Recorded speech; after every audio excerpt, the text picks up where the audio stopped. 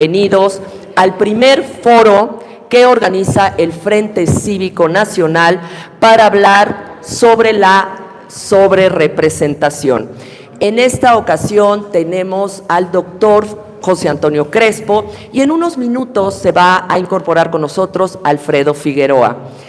El doctor José Antonio Crespo es doctor en Historia, también es analista político, ustedes pueden leer sus columnas y también leerlo en Twitter, que es muy activo, y sobre todo es activista político desde el ámbito ciudadano. Pues José Antonio, bienvenido, adelante. Gracias.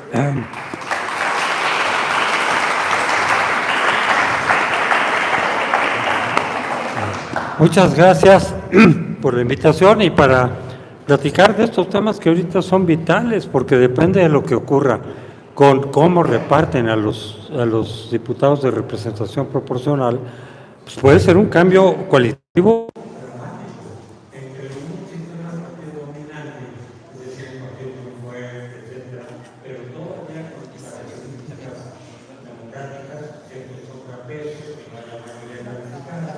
No, pues es que mejor te llamas que horizontal, ¿no?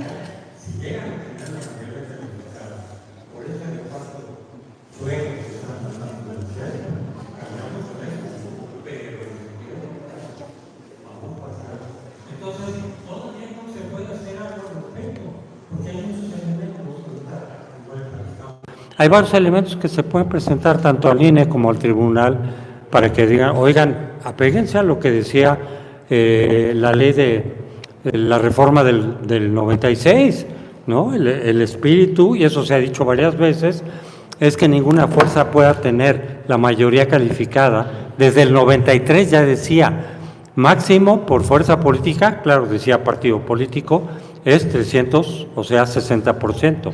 No más del 60%.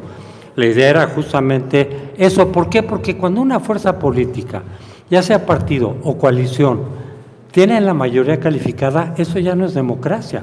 Eso ya perviertes lo que es la democracia. Ya no hay contrapesos, ya no hay negociación con los opositores, ya no tomas en cuenta el electorado que votaron por otros partidos. O sea, se desvirtúa. Sería un regreso a un partido hegemónico. Y con ese instrumento ellos pueden seguir, por ejemplo, la ley electoral, jalarse al INE, someterlo al tribunal. O sea, si pasa eso, vamos a partido hegemónico otra vez, a un retorno de 60 años para atrás. Pero yo quiero platicar más, empezando por de dónde salió esto de la sobrerepresentación, qué significa. Mucha gente, la mayoría, no le entiende de qué se trata, por qué está ahí, etcétera. Fíjense que el origen de la sobrerepresentación es el embrión de lo que después fue la democracia inglesa. El embrión, porque la democracia inglesa nunca fue absoluta. Cuando trató de ser absoluta se vino la revolución de Cromwell, perdió el rey, le cortaron la cabeza a Carlos I y el Congreso siguió teniendo peso. El rey tenía, obviamente, ciertas facultades, incluso los reyes posteriores, algunas facultades, pero el Congreso pesaba, a diferencia de lo que estaba pasando en el resto de Europa continental, donde se fueron haciendo monarquías absolutas. Tampoco en Europa continental la monarquía absoluta fue siempre, no. Eran monarquías, le decían primus inter pares. Era algún señor feudal que si tenía mayor fuerza que los demás, lo hacían rey, pero no era rey absoluto. Y se crearon los parlamentos, también en otros países de Europa, que eran los nobles, los otros señores feudales. Eso era el parlamento, ese es el origen del parlamento, que después es Congreso. Bueno, en Inglaterra había el parlamento, y cosa curiosa, pues, se quedan como anécdota, pero es interesante. Como los aristócratas ingleses hacían cosas muy parecidas a lo que hacían los empresarios, los mercaderes, no aristócratas, pero de cierto nivel, pues tenían muchas cosas en común, muchos trabajaban juntos, a diferencia de Francia o de otros países donde más bien estaban en pleito. Entonces los aristócratas ingleses que tenían su parlamento les dijeron a los otros, oigan, vénganse al parlamento, les hacemos su cámara especial, eso sí, juntos pero no revueltos. Entonces les hicieron su cámara de comunes, que quiere decir comunes y corrientes, y nosotros los lores, por eso están las dos cámaras. Pero van a tener su voto, vamos a discutir las cosas, tenemos derechos en común, y el rey pues tiene su papel, pero no es rey absoluto. Cuando los reyes, Carlos I sobre todo, intentó, o Carlos II, intentó, creo que segundo, intentó hacer lo que hacían en Francia, ¿sí? Centralizar el poder político, se reventó la revolución. Estamos hablando de 1648 o algo por el estilo. Cromwell, que era común, Cromwell, no era aristócrata, es el que consiguió el ejército que derrotó al rey. Los aristócratas con su ejército no derrotaron al rey, fue Cromwell, por eso luego se quedó como dictador militar, 5 años hasta que se murió. Pero lo que quiero decir es esto, el sistema inglés con el Congreso empezó a representar a los comunes, porque los aristócratas eran por derecho propio, pero los comunes dijeron que ustedes los elijan, ¿quiénes? Sus comunidades, de ustedes de dónde son. ¿Tú de dónde eres? De tal ciudad o tal pueblo, que ahí te elijan. ¿Para qué? Para que por lo menos los que elijan, que eran muy poquitos también, no era sufragio universal, eran solamente quienes eran empresarios, o sea, un porcentaje como del 4%, pero que te elijan geográficamente de tu comunidad, de tu ciudad, de tu aldea, para que ellos se sientan representados contigo y tú les rindas cuentas. Fíjate que tenía un elemento democrático. Ese congreso aristocrático, monárquico, tenía un elemento de la democracia que es que les rindas cuentas, que tú en el parlamento defiendas sus intereses de la comunidad de la que tú vienes y que si no les gusta te quiten y pongan a otro. De ahí viene la reelección legislativa. Si estás haciendo bien las cosas, si nos estás representando nuestros intereses, te quedas, si no te vas. Pero ese es el origen. Entonces, el sistema que se hizo fue de mayoría relativa pura, porque todo era simplemente quién es el representante de tal ciudad. Por eso se hizo como mayoría relativa pura. Todavía Inglaterra, todavía, pero ese es el origen. Y en el siglo XIX, un pensador, un politólogo muy, muy importante, que se llama John Stuart Mill, del siglo XIX, ya dijo, oigan, esto distorsiona mucho, esto de la mayoría absoluta por distritos, por ciudades, no eran distritos, eran las ciudades, las comunidades, puede distorsionar el voto muchísimo. Y él fue el que, fíjense, un inglés, fue el que inventó la fórmula de la representación proporcional y se las propuso a los ingleses, es decir, ¿por qué? Ahorita les explico por qué lo otro distorsiona tanto, digo, ustedes lo saben, pero voy a poner un ejemplo muy, muy burdo, pero que ayuda a entender por qué la mayoría relativa pura, como la que hay en Estados Unidos también, porque en Estados Unidos cuando ya se independizaron y hicieron su democracia, el único modelo que tenían era Inglaterra y lo hicieron muy parecido. Incluso llegaron a pensar que el presidente fuera electo por el Congreso, lo cual les hubiera hecho un sistema parlamentario. Simplemente ya no querían monarquía, pero que el presidente fuera electo por el Congreso se llegó a discutir. Y luego dijeron, no, que sean otros. El pueblo, no, porque el pueblo no está preparado. El colegio electoral de gente preparada, de gente que saben de política en cada estado. Y siguen con esa fórmula que ya es anacrónica, pero luego es muy difícil a veces cambiar las leyes electorales en esos países.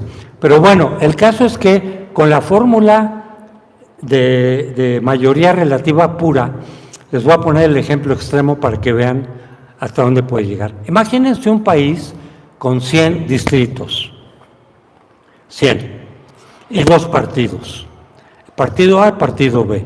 El partido A gana en todos los 100 distritos con 51% del voto. Y el otro partido, el partido B, pues se queda con el 49% restante. ¿Cuántos diputados va a tener el partido A? Los 100, el 100%. ¿Cuántos representantes van a tener el 49% de ciudadanos que votó por B? Ni uno. Claro, esto es un extremo, poco probable, pero es para que vean cómo la fórmula genera distorsión en ese sentido. Y como lo ha dicho recientemente con toda certeza Aguilar Camín, cuando haces eso, el voto ya no cuenta igual. Entonces, si el principio de la democracia, uno de los principios es el voto de los ciudadanos cuenta igual, con esa fórmula ya no cuenta igual, ¿sí? Esa es la distorsión que tiene el sistema de mayoría pura. La fórmula que propuso de representación proporcional John Stuart Mill, la empezaron a adoptar los países europeos que se fueron democratizando, ya a fines del siglo XIX. Antes del siglo XIX no había democracia más que Estados Unidos. E Inglaterra, poco a poco, fíjense, la reforma que permitió en Inglaterra ampliar que los hombres, las mujeres no, los hombres y de ciertos sectores sociales, más allá de los ricos, porque era el 4% el que votaba. La reforma que permitió ampliar el sufragio en Inglaterra fue hasta 1834. Entonces, pues, en realidad era una monarquía oligárquica, no era democracia. Y con el tiempo ya fueron incorporando al final a los campesinos, principios del siglo XIX las mujeres, y entonces ya era una democracia parlamentaria, una monarquía parlamentaria, pero ya funcionando como democracia. Antes de eso no había.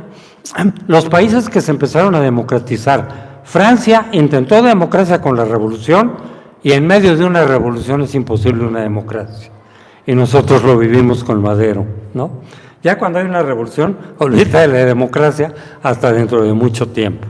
De ahí van a surgir dictaduras. No hay excepción, ¿eh?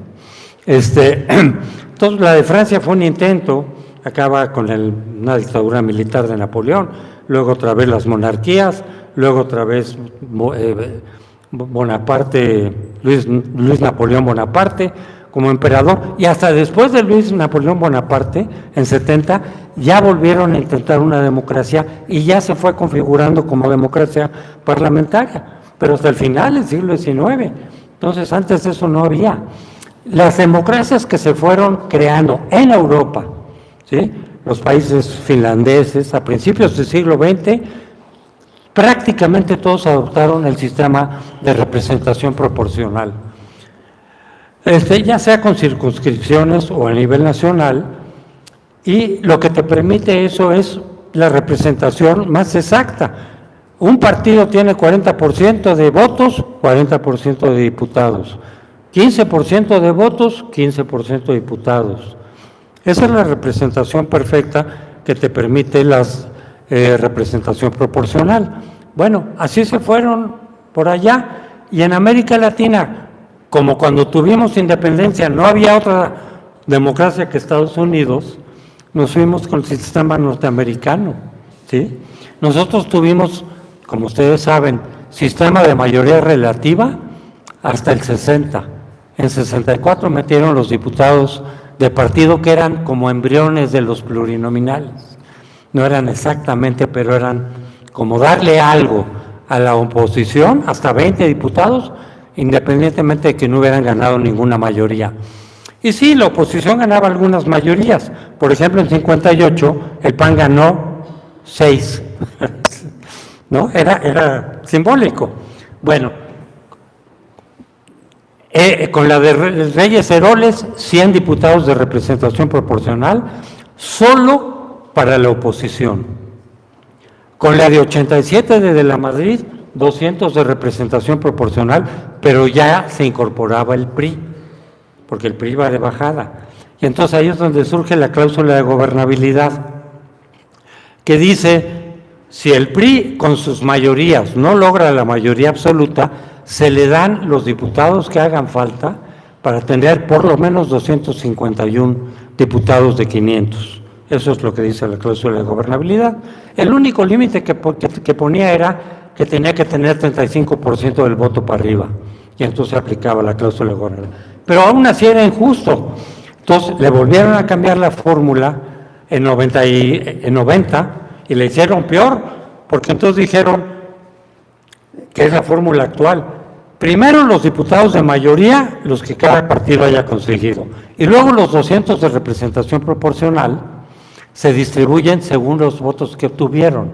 Parece justo, pero no, porque incluso si alguien tuvo 250 diputados de mayoría y tuvo 40%, le va a tocar 40% de los 200 de plurinominales y ya termina con una sobrerepresentación. Entonces el PRI siguió muy sobrerepresentado, ¿no? Incluso más sobrerepresentado.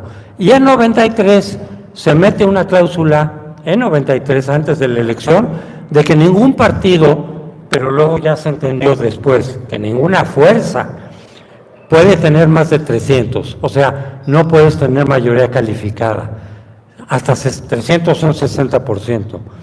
Es decir, la idea, el espíritu de esa ley era que ningún partido por sí mismo pueda cambiar la Constitución, porque eso ya no es democracia. Y eso ya estaba ahí en el 93. En el 94, pues ahí siguió, y en el 96, que para mí es la reforma que cualitativamente nos llevó a la democracia. Lo otro eran aproximaciones.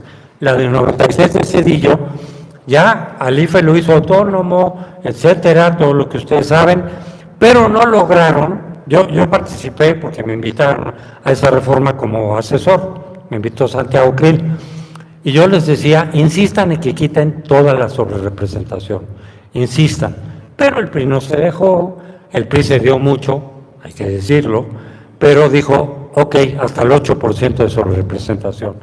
Pero el consenso que hubo entre todos los partidos, incluido a López Obrador, que estaba en el PRD como secretario, fue que se trataba de una fuerza política, no de un partido necesariamente. Aunque literalmente dijera partido, el consenso fue ninguna fuerza política puede pasar del 8% ni de 300 diputados, 60%.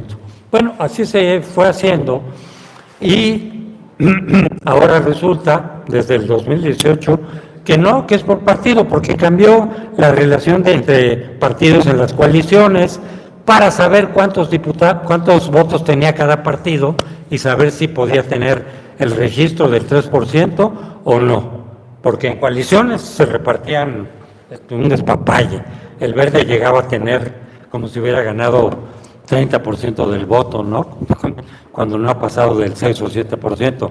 Total, le cambiaron esa ley, pero no afectaba a lo del 8%, no afectaba.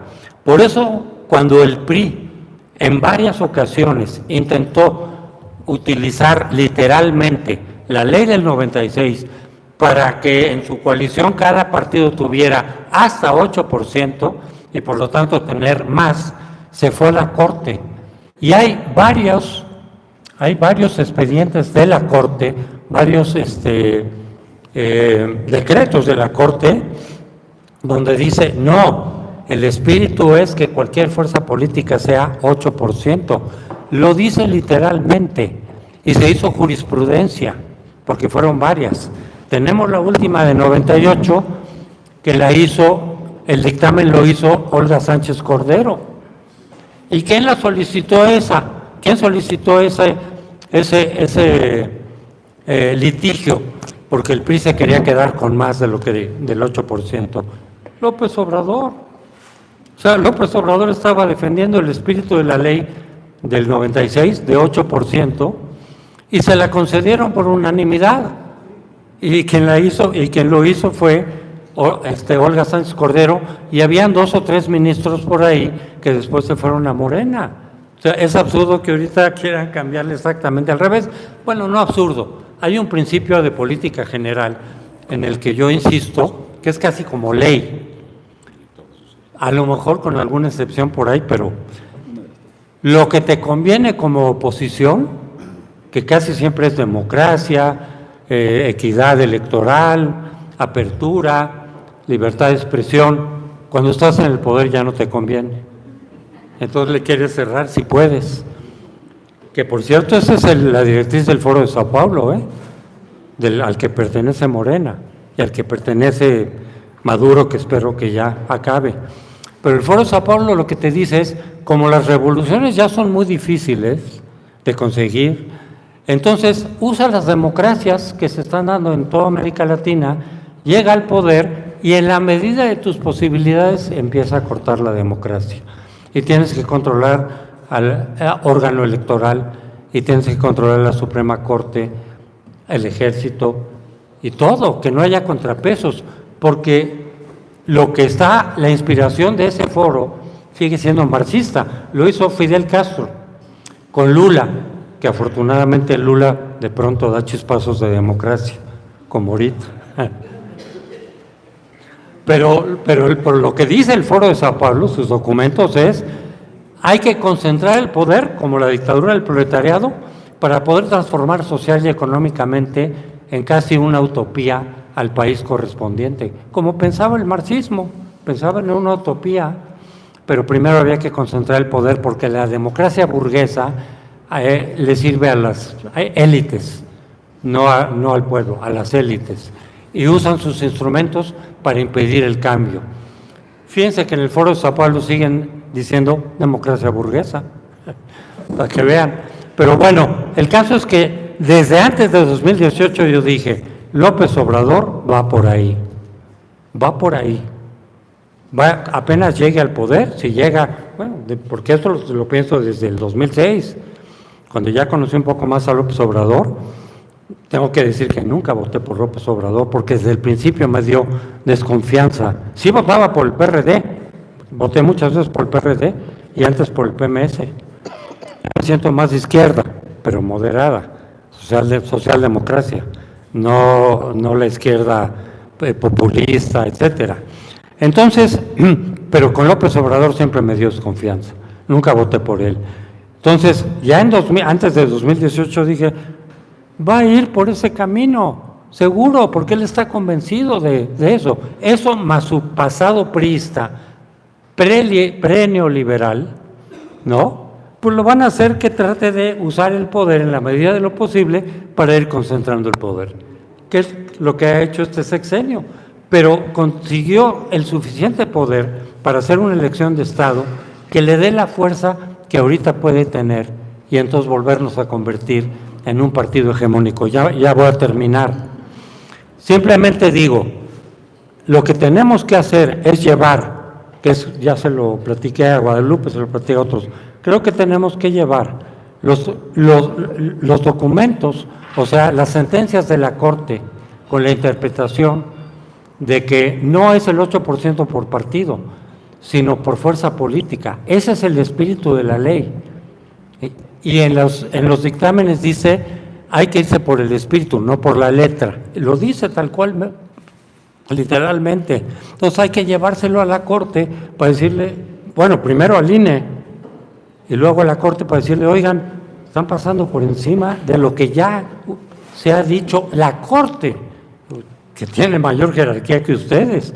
A ver si, por lo menos como intento, pues digan, no podemos saltarlos tan fácilmente o por lo menos tan impunemente, políticamente, todo lo que ya es jurisprudencia en la Corte, porque fueron varios casos y eso lo convierte en jurisprudencia y la jurisprudencia tiene mucho más fuerza que un simple caso. Entonces, creo que por ahí va la cosa. Lo que sucede es que la gente no entiende de sobrerepresentación. No entiende. Y además los pluris tienen mala fama. ¿Por qué? Porque los ponen los partidos, efectivamente, y de repente aparecen ahí ellos mismos en primer lugar, o mi cuate, o mi hijo, o mi hija, o mi amante, y la gente dice, esos no los elegimos. No, sí se eligen, pero indirectamente, en la misma boleta. Antes estaban separadas las boletas. Podías votar por un partido para mayoría y por otro para representación. pero luego, ya no me acuerdo en qué año de reforma, ya los pusieron juntos. Pero cuando tú cruzas, que esa es otra cosa que hay que tener en cuenta, cuando cruzas Morena, al que le corresponde el diputado de representación proporcional, no es al Verde, no es a PT, es a Morena, porque la lista está atrás. Eso también hay que hacérselo ver al INE, ¿no? Decir, no, espérame, este boleto es de Morena. No, es que pusieron uno del Verde, no me importa, este le toca a Morena. En todo caso, dependiendo obviamente de las mayorías que tuvo y de lo que le toca después, etcétera. Pero no intercambien, porque ahí está. Al votar por el de mayoría, votas por el de representación proporcional. Y termino con esto. En Europa, bueno, el sistema mixto que tenemos lo hicieron los alemanes después de la Segunda Guerra Mundial, pero lo hicieron justo mitad mayoría y mitad plurinominales, justo para que el porcentaje de votos corresponda al porcentaje de diputados, no como lo hicimos en México. Claro, cuando se hizo aquí, pues era el PRI, que obviamente lo hizo a su manera. Pero la idea es que porcentaje de votos sea porcentaje de diputados, esa es la idea. Aunque sea mixto, que también mixto ya es Japón, mixto ya es Italia, habrá otros por ahí, pero usan a los pluris para equilibrar. ¿Cuántos sacaste en mayoría? Tantos. Bueno, te damos los pluris necesarios para que equivalgan el porcentaje de votos que tuviste, si no los alcanzaste con las mayorías. Y así se distribuye. Eso es lo que tiene que prevalecer. Pero la idea que yo he manejado desde hace mucho, para cambiar a los pluris y para que no se dé lo que se da y que por eso la gente, es cambiar a lo que también está en Europa, que se llaman listas abiertas. O sea, tú ves la lista de pluris y tú pones al que quieres, no importa en qué orden está. Entonces, si en primer lugar tú ves a alguien que no te gusta, a un impresentable, pues no, por ese no. Y de repente, este lo conozco, este ha hecho buen papel. ¿En qué lugar está? En el 200. Pues a él lo pongo. Y esos son los que ganan como pluris. ¿Sí? Y cumplen el papel de equilibrar, pero la gente los elige. Entonces ya no es de que esta es la hija, este es el cuate, este es el impresentable. En primer lugar, pues yo escojo al que me suene, si es que conozco alguno, son muchos, pero no es automático. Eso deberíamos de proponer para adelante como parte de reforma electoral, que sean listas abiertas. Y con eso la gente ya como que aceptaría mucho más y entendería mucho más a los de representación proporcional. Con esto termino, gracias, le paso el... Muchas gracias. Gracias, José Antonio Crespo. Es muy necesario conocer la historia, gracias, sobre todo que hace más de un siglo y medio empezó el tema de la sobrerepresentación en países donde ya hay una democracia consolidada. Es importante nosotros aprender de esas experiencias exitosas y lamentablemente estamos viendo que en nuestro país vamos para atrás. Hay un gran retroceso porque se pretende hacer una interpretación tramposa y tener una sobrerepresentación que no les corresponde, porque se van por la letra y no por el espíritu de la ley, dejando a las minorías totalmente desprotegidas.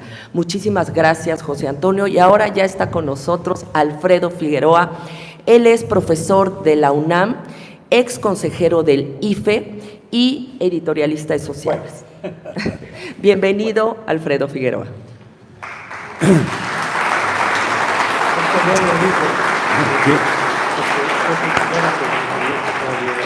No, ya no soy consejero, fui consejero. Ex consejero, sí, dijiste bien. Ex consejero del Instituto Federal Electoral.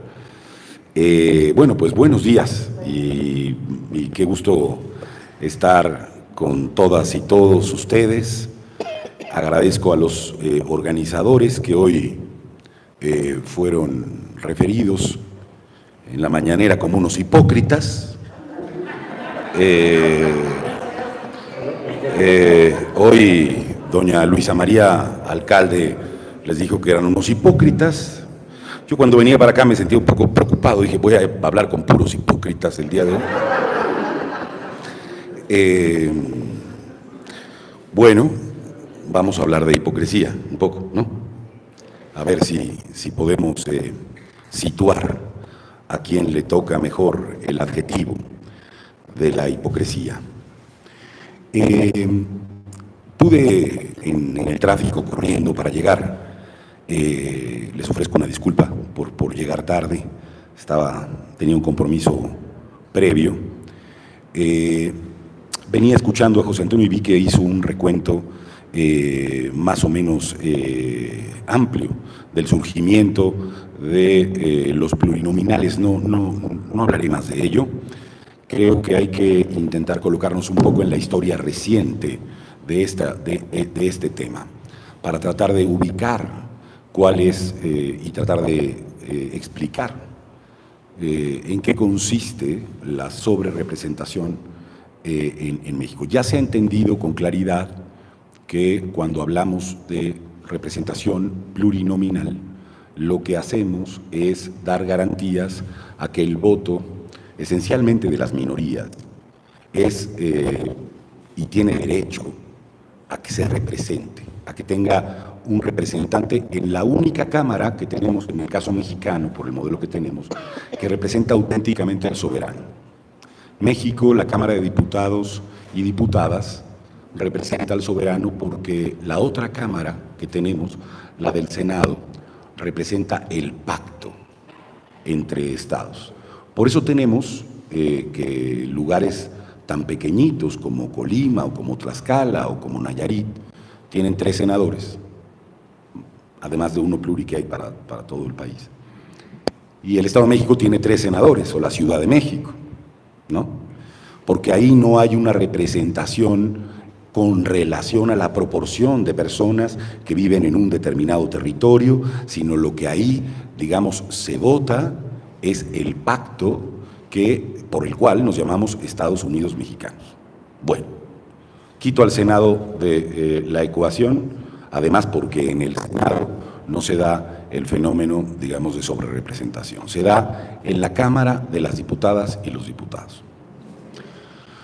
Este país inició un régimen en algún momento de su historia. Hay un debate académico sobre cuándo inicia lo que se llama el régimen de la transición, cuándo inicia la transición, cuándo termina la transición, cuándo, como algunos decimos, se dinamita la transición, o ese periodo. Y vale la pena simplemente tener en consideración, yo arrancaré del 88, que es, por cierto, la edad en la que a mí me tocó llegar por primera vez a las urnas cuando cumplo 18 años. Y en el 88, cuando viene este momento de irrupción de Cuauhtémoc Cárdenas, como un desprendimiento del Partido Revolucionario Institucional, con la suma, adicionalmente, de partidos que eran, en realidad, de partidos decorativos, aunque algunos, como era mi caso, estábamos cerca entonces de los partidos, de algunos de esos partidos satélite, del que había sido el viejo Partido Comunista, por ejemplo. Mi padre votaba por el Partido Comunista, claro, en el recuadro donde decía candidatos no registrados, porque no se podía tener candidaturas todavía en una época de la historia. Bueno, en el 88 surge un fenómeno muy interesante, que es el Frente Democrático Nacional. Todavía no existe el Partido de la Revolución Democrática.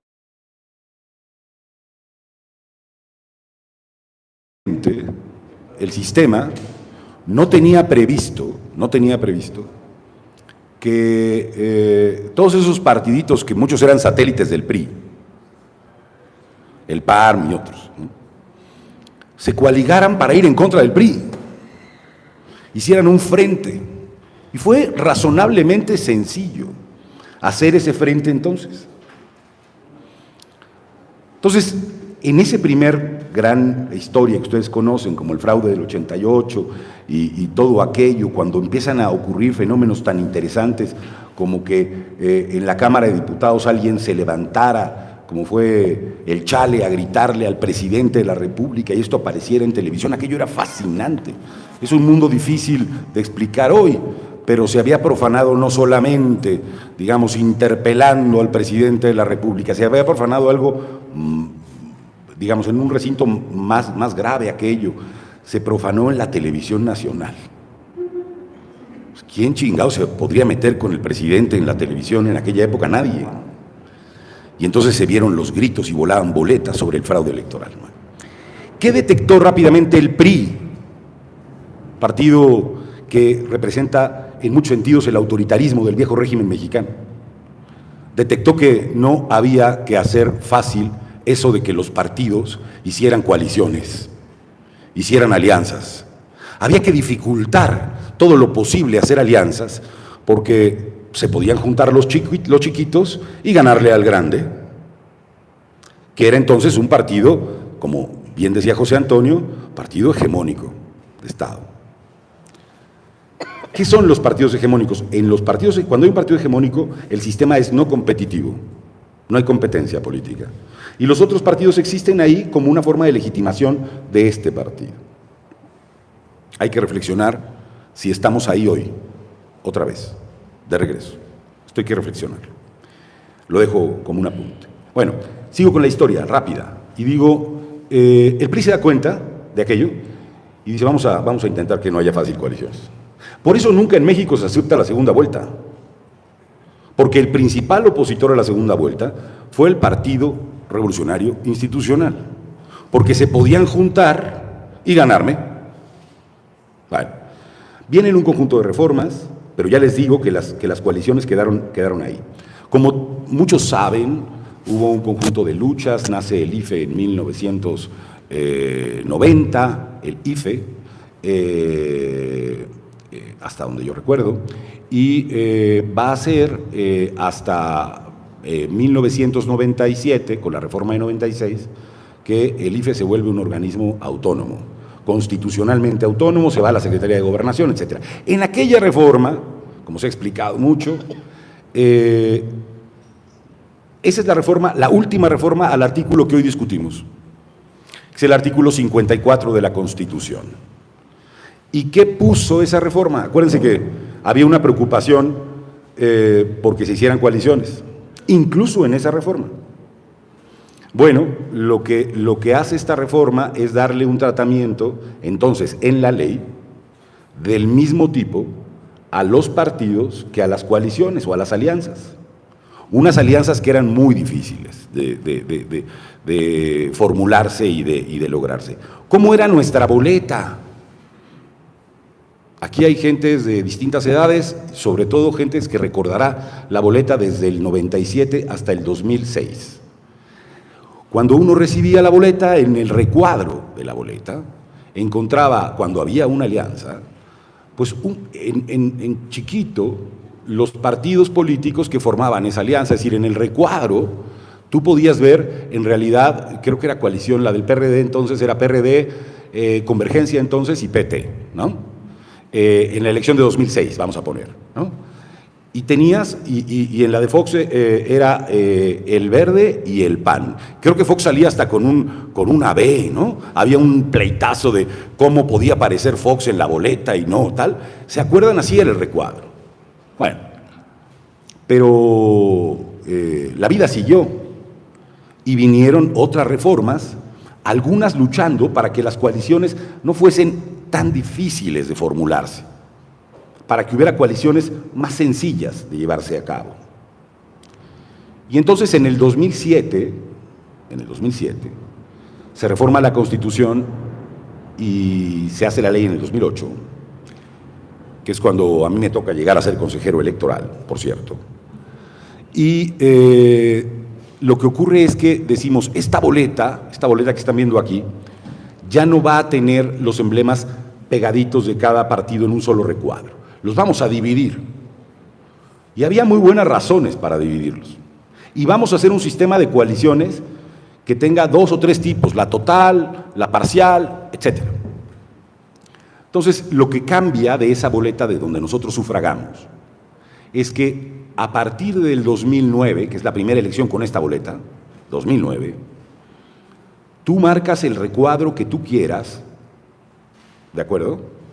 Y ese recuadro, el voto cuenta para ese partido político, y ya no hay transferencia, porque antes la única manera de saber cuántos votos había sacado MC, o hoy Convergencia, ahora MC, y el PT, hablando de la boleta del 2006, era un acuerdo cupular entre los machuchones de esos partidos, entre los varones. Decían, a ti, PT, te toca el 10%, y a ti, Convergencia, te toca el 15%. Y ya está. Tienes vida eterna, nunca te vas del sistema de partidos, solo los partidos satélites se coaligan con el grande, que en ese caso era el PRD, y con eso tienes vida eterna. Y eso además te da prerrogativas de partidos políticos, te da lugar en la Cámara, te da dinero, en fin, te da muchas cosas. Entonces es una buena reforma la del 2007 que dice, no, ahora cada quien, aunque nos coaliguemos, tiene que tener la fuerza que tiene. Y entonces en la boleta, cuando hay partidos coaligados, tú votas por uno de los partidos coaligados. Se puede votar, si son 3, por 2, o por los 3, y de todas maneras eso al final por distrito se va a contabilizar para un solo partido. Para un solo partido. Bueno, y dejamos colgado el 54 de la Constitución sin hacer una modificación o un cambio.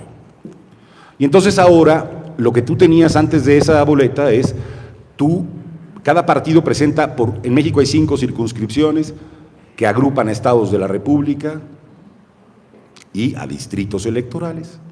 Y atrás de la boleta, como bien decía José Antonio, tú tienes los 40 nombres que cada partido tiene y presenta, y cuando votas, yo no diría indirectamente, directamente por esos 40 nombres. O sea, estás votando completamente por 40 personas de un solo partido. En 2006 votabas por 40 nombres de una coalición, porque la diferencia era que se presentaban se presentaban los 40 nombres por los 3 partidos políticos.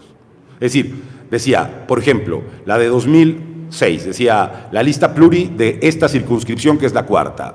Decía PRD, una persona del PRD, el segundo, como eran muy gandallas los del PRD con los chiquitos, otra para el PRD.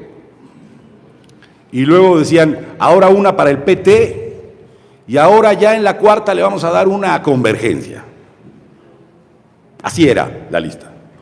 A partir del 2009, lo que ocurre es, a partir del 2009, aunque vayamos coaligados en el tipo de coalición que sea, acá están los 40 nombres, vamos a hablar de la coalición de entonces, del PT con MC, y cada partido tiene sus nombres. Cada partido tiene sus nombres. Sus 40 nombres, diferentes. ¿De acuerdo? Ok, esta es la historia y una de las primeras cosas que hay que aclararle a la secretaria de Gobernación, que hoy dijo en la mañana, además de la hipocresía y todo aquello, que ustedes son hipócritas, me refiero no a ustedes, sino a los que organizaron esto, que ustedes son hipócritas porque desde el 2009 son beneficiarios de este modelo de aplicación. Bueno, está difícil, sí, ahí el PAN, pues el PAN no iba coaligado en el 2009, ni en el 2012, ni hay documentado, ni en la elección de 2009, ni en la de 2012, que se haya intentado un fraude en esta dirección. Por lo tanto, un hecho contundente es que lo que dijo hoy en la mañana con relación a que desde el 2009 y 2012 este modelo de aplicación ha hecho beneficiarios a partidos políticos es una falsedad. Es la primera afirmación que yo tendría que hacerlo. En el 2015 es la primera vez que vemos dónde se hace la trampa. ¿Dónde se hace la trampa? ¿Qué es esto de la sobrerepresentación? ¿Qué es lo siguiente? La gente dice, entonces la trampa está en la lista de los 40 pluris. No, ahí no está la trampa. La trampa es la siguiente. Voy a tratar de explicarla muy rápido y muy sencillo. nosotros tres estamos coaligados, yo soy el partido mayoritario, y lo que necesito, porque lo primero que va a hacer la autoridad cuando haya un resultado, es decir, cuántos diputados uninominales de los 300 he ganado yo, es decirle a José Antonio, escóndame a unos 40, y a Denise, tú escóndame unos 30. Porque cuando la autoridad electoral llegue a hacer la contabilización de cuáles son los triunfos de Alfredo, va a encontrar que en realidad nomás son 100. Y aspiro a tener muchos más pluris porque no me voy a sobrerepresentar, porque traigo escondidos a otros en los partidos satélites que me acompañan. Perdón por llamarles así a Denise y a José Antonio ahorita, pero la idea es simplemente que en el convenio de coalición que suscribimos, digo, fíjense lo que dijeron o han dicho en otras ocasiones, aunque yo sea presidente de Morena o coordinador parlamentario, fuera a ser coordinador parlamentario, yo en realidad soy del PT. ¿Qué creen? Yo soy del PT. Oiga, no, pero si usted es de Morena, ¿no? No, ¿qué creen? Yo soy del PT.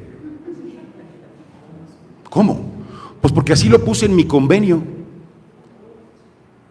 La trampa, el intento de hacer trampa, no lo originó Morena, eso también es falso. Lo originó el PRI y lo originó el Verde.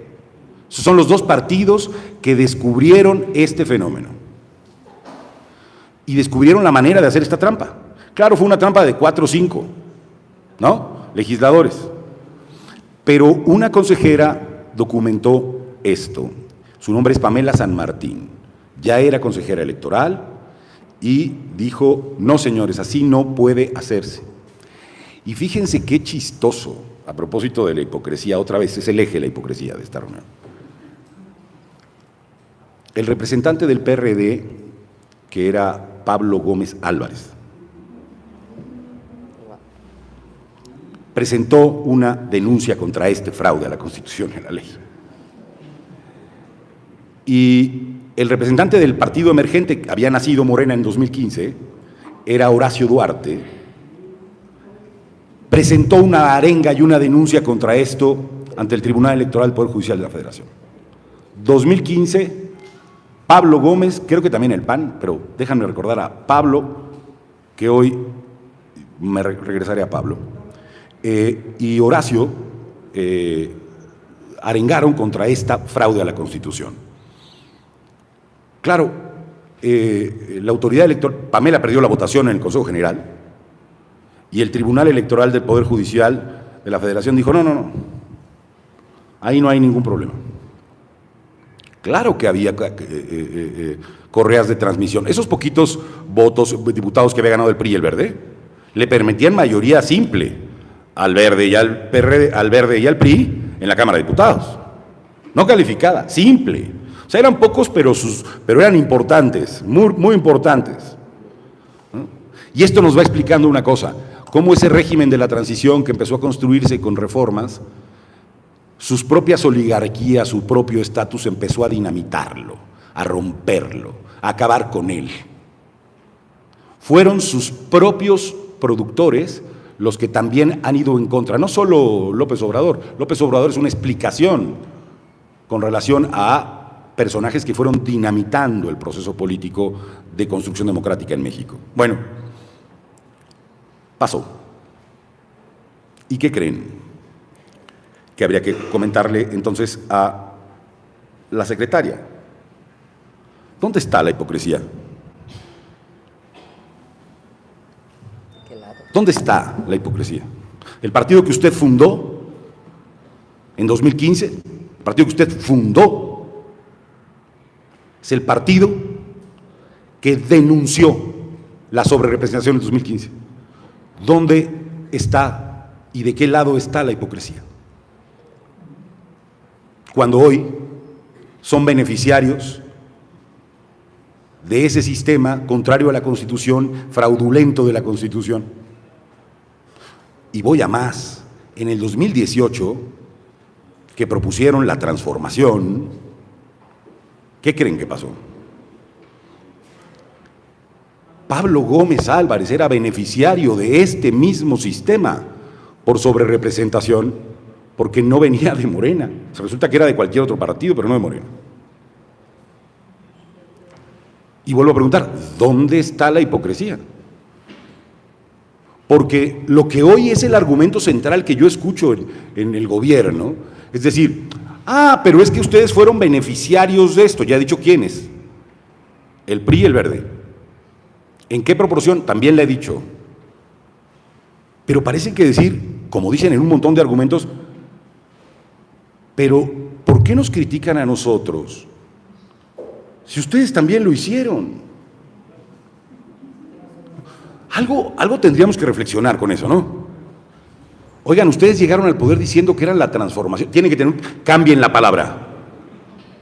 Pónganle continuidad. Pónganle continuidad. Esta es la cuarta continuidad de México. Porque con la palabra transformación tienen problemas.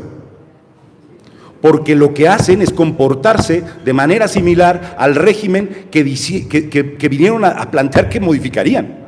Es decir, ustedes llegaron al poder para construirse su nueva oligarquía, su nuevo establishment de comentócratas, sus nuevas autoridades controladas, sus nuevos tribunales controlados. Para eso llegaron.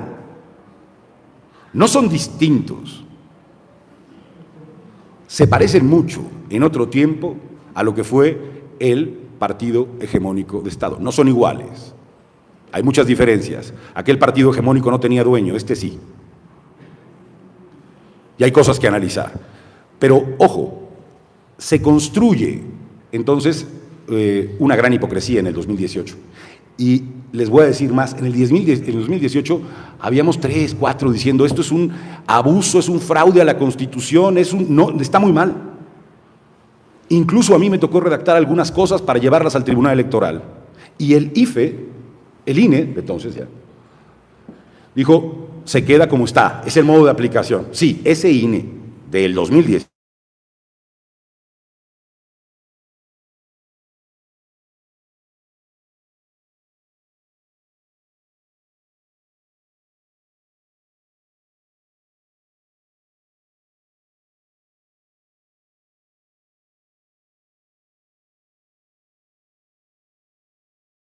Sí, tiene toda la razón, pero como diría el clásico, lástima Margarito, porque debiste haber impugnado esto en el 2000, cuando se hizo el acuerdo de asignación, que fue el diciembre de 2017. Y le ordenó al INE, revisa todo esto. A propósito de que dicen que siempre ha sido todo igual, no es cierto. Ni siquiera es todo igual del 2009 para acá. Han habido un montón de cosas. Y el tribunal dijo, revisen esto. En fin, en el 2021 el INE lo revisó y le hizo una modificación al acuerdo y dijo, no importa lo que diga el convenio, si es militante, se pasa al partido del que es militante. Propusieron otras cosas que no sucedieron. En el 2021 no hay un fenómeno de sobrerepresentación en México. En el 2021. Pero en 2024 estaba todo preparado para que hubiese por todas las vías un fenómeno de sobrerepresentación en México, colocando a muchos en otros lugares.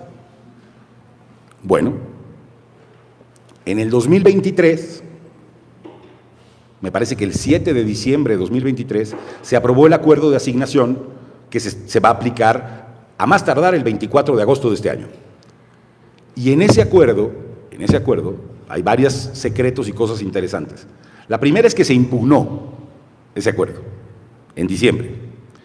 ¿Y qué creen que resolvió el tribunal?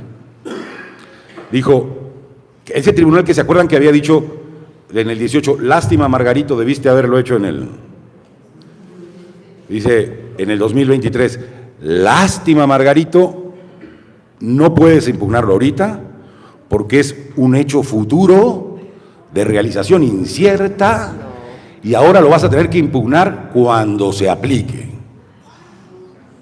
Es decir, el tribunal ha ido variando los criterios. Ahora el momento de aplicación contra este asunto es el momento de aplicación, ya no el del acuerdo. Fíjense qué difícil es esto de la vida, ¿no? Electoral mexicana. Bueno, pues muy bien, pero lo que sí sabemos hoy, a diferencia del 18, es que el momento de aplicación y de combatir esto, por mandato del tribunal, está por delante. Nada tiene que ver ya el acuerdo de diciembre, no está ahí el debate, ese debate está superado. Y entonces, se nos ha dicho en los medios de comunicación, esto que se ha dicho aquí y que se ha dicho muchas veces, es el sistema de coalición, hay que aplicarles el sistema de coaliciones, lo decía ayer Jorge Alcocer en una audiencia en el INE.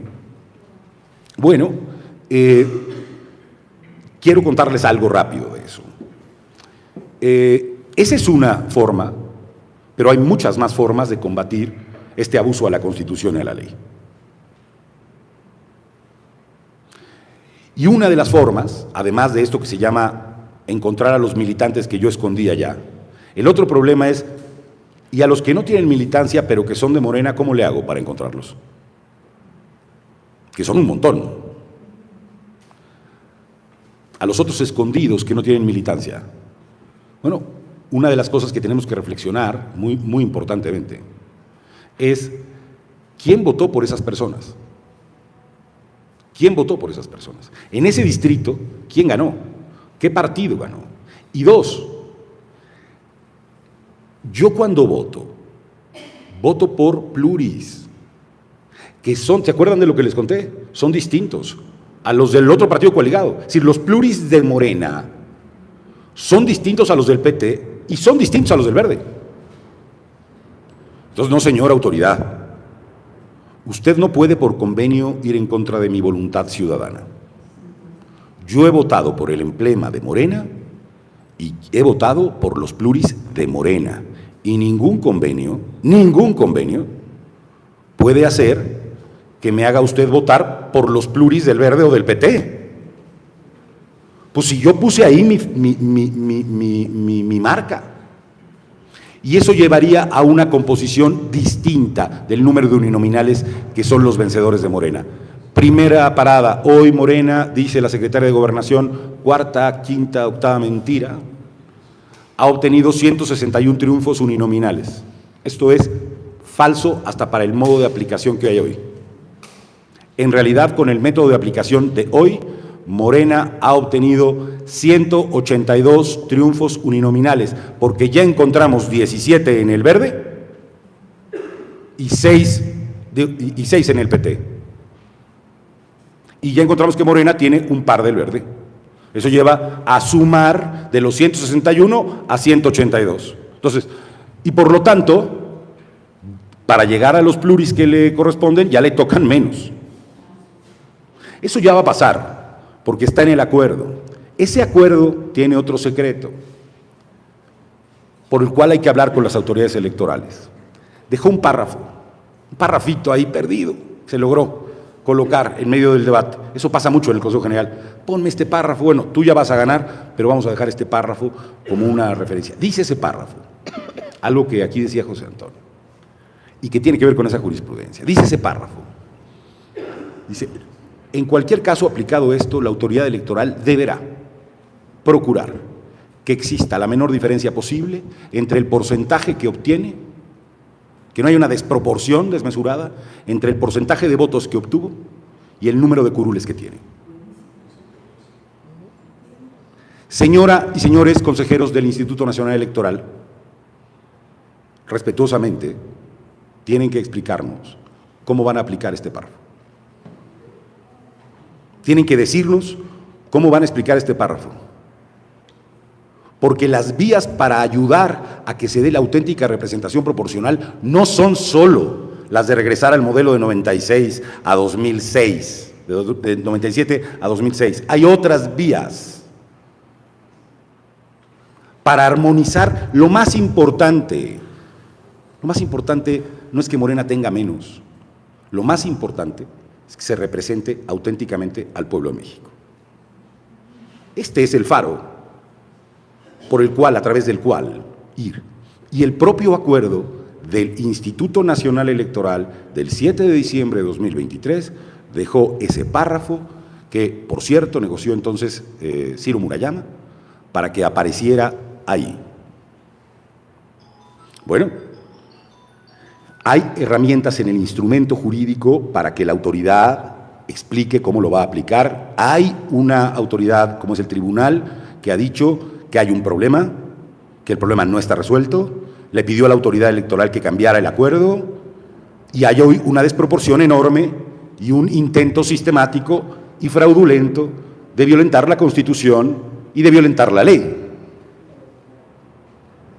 Bueno, estas son las noticias o en la historia que tiene que ver con esto resumida. Hay, por cierto, desde luego, un montón de detalles que omito, pero que nos permite más o menos, me parece, ver cuáles son las vías legales para ir en esta dirección. Quizá la manera más sencilla de decirlo es, oiga, toda la oposición en conjunto ha tenido el 41% de 41 punto y tantos de los votos de la ciudadanía.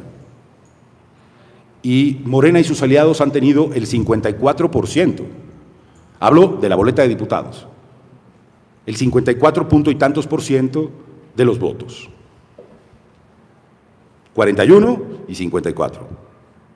Las autoridades tienen la obligación, a la hora no de los triunfos uninominales, esos ya están dados, de los 300 lugares, sino en los 200 lugares que restan, de aplicar la ley y reflexionar sobre la Constitución para que todo se aproxime al resultado que realmente se dio en las urnas.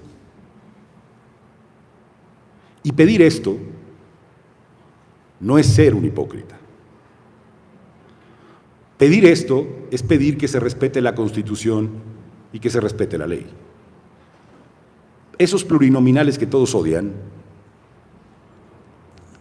y que de los que se habla mal son la representación de las minorías.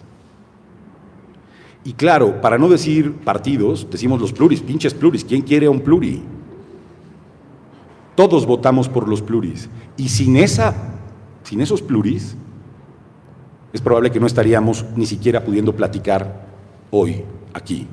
Seguiríamos en un régimen de un solo partido, sin la posibilidad de alternancia en México. Eso significa ese quiebre. Última. El plan está declarado. Lo que va a proponer López Obrador es algo, por cierto, que también quería proponer Peña y que también quiso proponer Calderón. Ojo, si la cosa es que no son muy diferentes. Quisieron desaparecer a los plurinominales. Y el plan que viene es que solo existan plurinominales. Perdón, uninominales. Es que los 200 desaparezcan porque son bien pinches caros. Que es todo lo que nos dicen todo el tiempo, ¿no? Todo es muy caro, es muy caro. Son muchos. Por cierto, veía que, ¿cómo se llama este señor? Saldívar. Decía que Inglaterra y que no sé qué cosa. Sí, bueno, hay que explicarle al señor Saldívar que la Cámara de los Comunes tiene 650 legisladores y legisladoras, con un país de 40 millones de votantes. O sea, habría que tener, para ser parecidos a Inglaterra, habría que tener unos 1,300. Digo, para ver si quiere que le entremos a esa discusión y por lo tanto, cuando tienes circunscripcioncitas tan chiquitas que así le llaman allá, distrititos, pues entonces recoges mejor la pluralidad política en una nación que cuando tienes 300 con 100 millones de electores. Así que el señor Saldívar hay que ir con los deberes hechos a ver a Ciro Gómez Leiva. Para hacer una auténtica comparación, habría que entonces decir cuál es el mapa de allá y de acá, y cuál es el número de electores. Y podemos discutirlo. Entonces, con eso termino. Van a darse probablemente una de las batallas políticas estructurales más importantes en el México contemporáneo, y tiene que ver con esto. Quizá la batalla electoral más relevante que se pueda dar en este tiempo es esta, porque de esta depende el ejercicio y el uso del poder, y digo también, la auténtica o falsaria o fraudulenta representación del pueblo de México. Muchas gracias.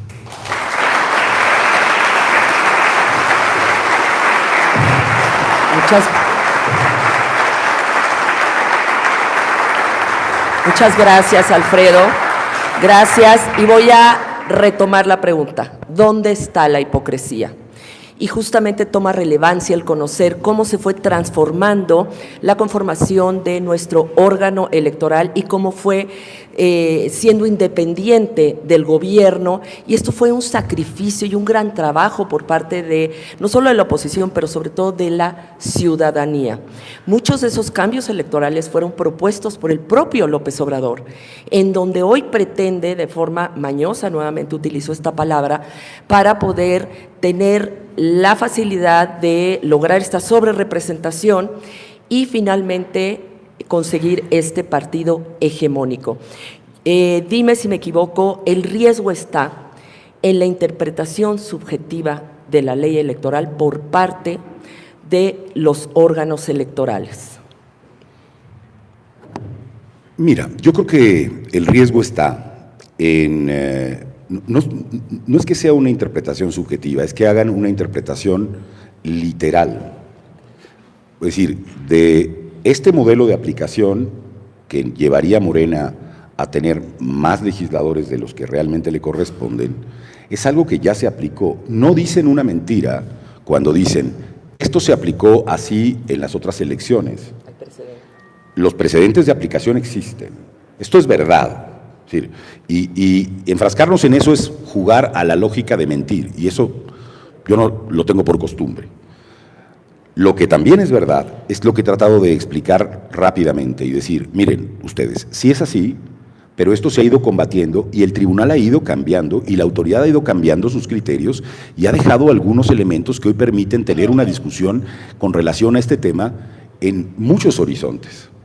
Entonces, lo cierto es que el intento de fraude nunca ha sido tan grande como ahora, nunca ha sido tan evidente como ahora, y algo que no teníamos antes y que sí tenemos ahora es que desde el gobierno de la República se intentan adjudicar el único medio legítimo de interpretación de la Constitución, y ya no digamos el pueblo, ustedes no son pueblo, el pueblo son los que están a favor del presidente, y desde las mañanas, 2 miércoles o 3 veces ya consecutivas, están diciendo cómo debe orquestarse la Cámara. Eso es, sin ninguna duda, una presión para 2 instituciones, para el Instituto Nacional Electoral y para el Tribunal Electoral del Poder Judicial de la Federación. ¿Qué es lo que se está violentando con una conducta de esta naturaleza? Adjudicándose, atribuyéndose responsabilidades que la Constitución y la ley no les otorgan. Entonces, ¿qué estamos viendo? Estamos viendo una campaña abierta, militante, para decir, yo no sé, hoy me preguntaba si Luisa María Alcalde actúa como secretaria de Gobernación o como la presidenta de Morena del futuro. El problema es que está en el espacio público y es una autoridad. Y que no nos vengan a decir que ellos tienen libertad de expresión y esa historia. Es una autoridad y tienen responsabilidades como autoridad y actúan con el tablado de la autoridad. Y por lo tanto ellos se encargan de resguardar los derechos, no de exigirlos para sí. Esa es su obligación. Entonces, yo creo que el debate está, no es que haya una interpretación subjetiva para referirlo, hay un modelo de aplicación que ha venido siendo defraudado, al que le han puesto cositas para que haya menos fraude. Hoy se intenta un fraude mayor. Bueno, hay que actuar en consecuencia de ese fraude mayor y la autoridad tiene esto. Digo un par de cosas más.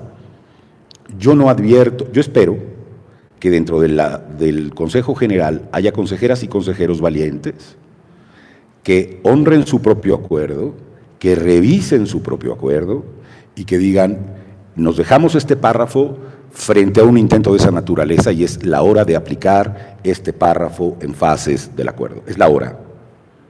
Hacer una cosa contraria a eso sería abdicar a la responsabilidad que se les dio desde, adivinen dónde, desde la Cámara de Diputadas y Diputados, que los nombró a cada una y a cada uno de ellos por 2/3.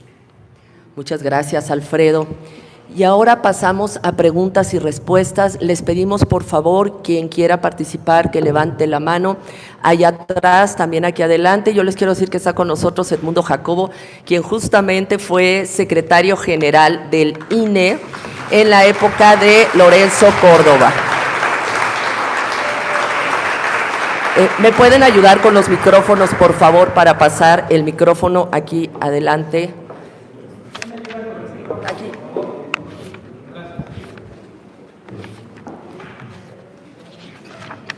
¿Quién es primero?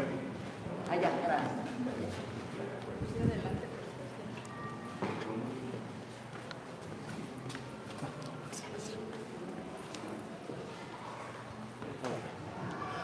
Buenos días.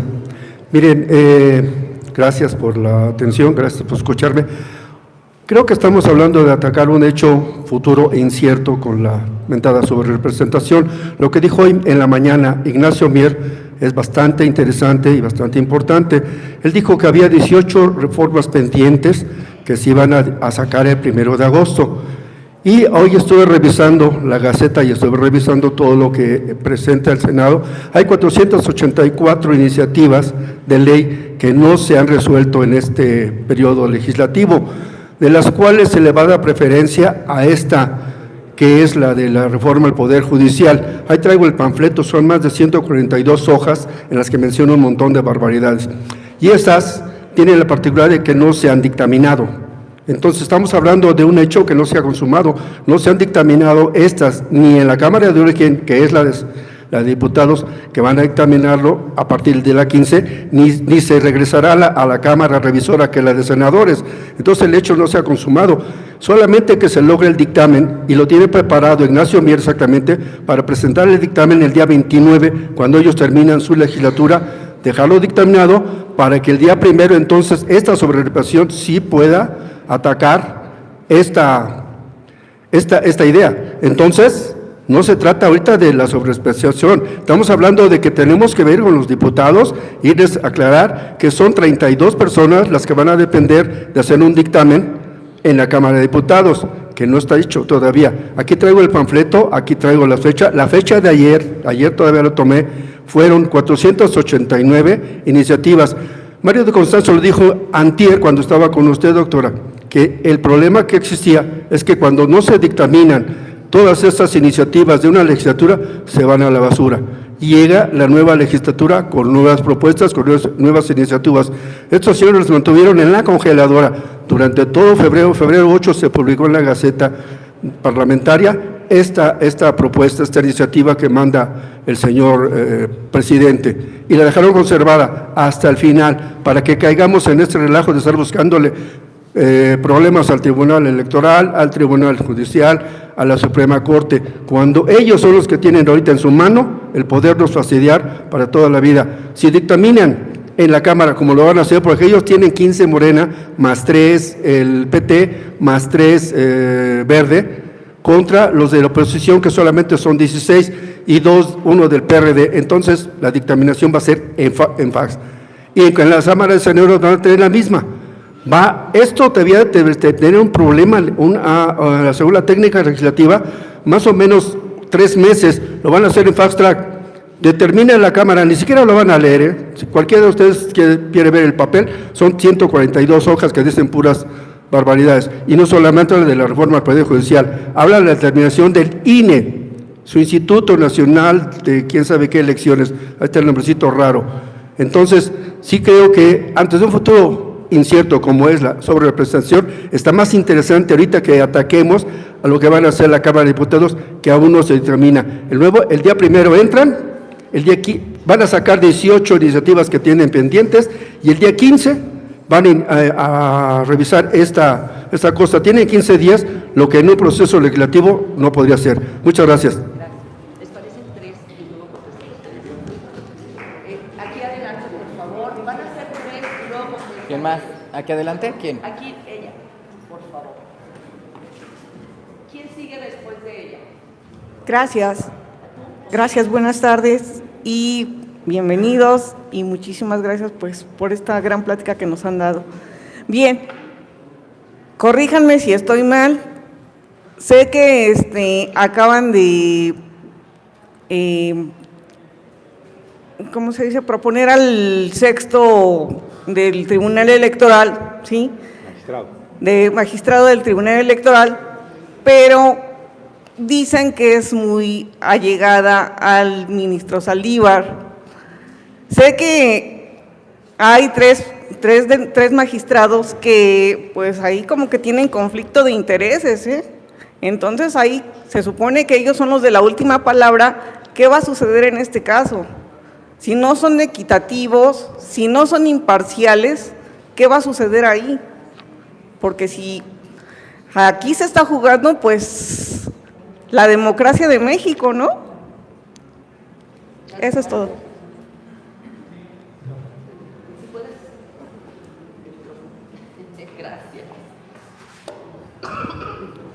Muchas gracias. Buenos días a todos. Soy Alejandro. Durante 30 años milité en el PAN y a partir de este año milito en el Frente Cívico Nacional hasta donde llegue. Trabajo en el Poder Judicial.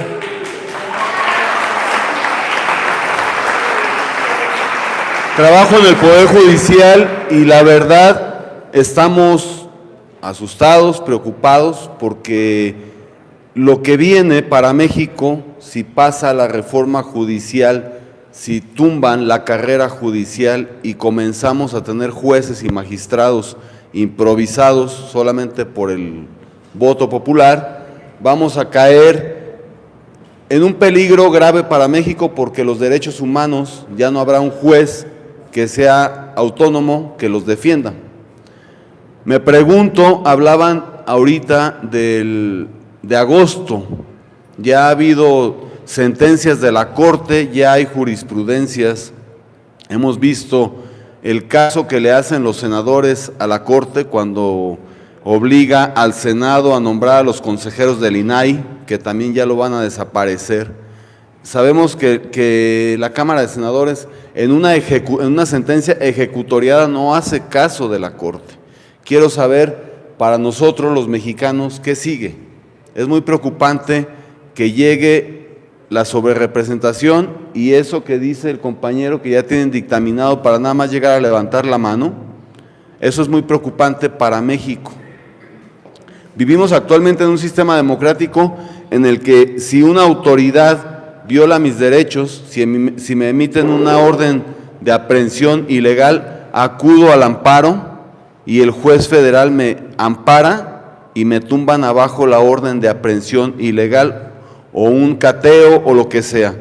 A partir de esa reforma donde ya van a llegar los jueces populares, a los que van a poner ellos en la lista, o sea, gente suya van a poner en la lista, es muy preocupante porque yo, que tengo 10 años trabajando en el Poder Judicial, he conocido jueces y magistrados que son muy profesionales y me preocuparía mucho llegar el año que entra a tener un juez que es muy simpático en las campañas y que lo nombraron juez o lo nombraron magistrado, conoce cero del sistema jurisdiccional y simplemente va a llegar a emitir sentencias. Nada más quiero saber qué pasa en agosto, qué nos espera a nosotros. Gracias.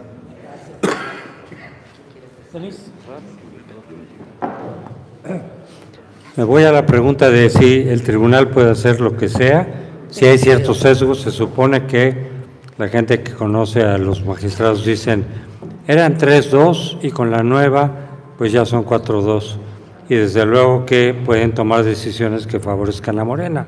Por eso lo que queremos es por lo menos presionarlos para decir, oigan, ya hay ciertas resoluciones que tomó la Corte, que aunque sean los dos del Poder Judicial y el tribunal sea de última instancia en sus decisiones, la Corte ya resolvió. En otro sentido, esta situación, van a pasar por encima de lo que la Corte ha dicho en algo que es aplicable todavía, pues por lo menos elevarles el costo, ¿no? Por lo menos que nos expliquen jurídicamente por qué van a hacer eso, si es que lo hacen. Esa es la posibilidad. Y sí es cierto, en muchos casos, yo he sido muy crítico, pues de muchas decisiones que me han parecido inadecuadas y que están violando la ley o que no la toman en cuenta. En algunos casos lo fui del INE, cuando me parecía, ¿no? Lo dije. Pero el tribunal también, ha habido muchos casos en donde el tribunal se pasó por alto decisiones correctas del INE, por ejemplo, ¿no? El INE consideró, creo que con razón, que había que anular la elección de Coahuila, de 2017. Y el tribunal que estaba al servicio del PRI la repuso. El INE puso una multa a Morena porque utilizó los recursos del sismo del 2017 para propaganda electoral. Y entonces le pusieron una multa el INE. Se las echó para abajo el tribunal. Y, en fin, hemos visto muchas decisiones que son sesgadas y que a veces abiertamente pasan por encima de la ley. ¿Podría volver a ocurrir? Sí. No estoy seguro que, por ejemplo, lo de la jurisprudencia de la Corte, que el tribunal pueda fácilmente decir, es como agarrar la Constitución y tirarla a la basura y decir, no me vengan con el cuento de que la ley es la ley, ¿no? Por el tribunal. De que lo puede hacer, creo que sí lo puede hacer, de que sería un desastre en términos de la credibilidad del tribunal, en términos de ya del Estado de Derecho, pues por supuesto que sí. Entonces, no estoy seguro qué vaya a hacer el tribunal, pero espero que efectivamente tome en cuenta todos estos elementos jurídicos que ya están, que definen que el criterio que debe de prevalecer es el del 8%, el de la mayor pluralidad posible, no el que está proponiendo Morena, pero vamos a ver qué sucede, ¿no? Y la pregunta de acá era algo que tenía que decir.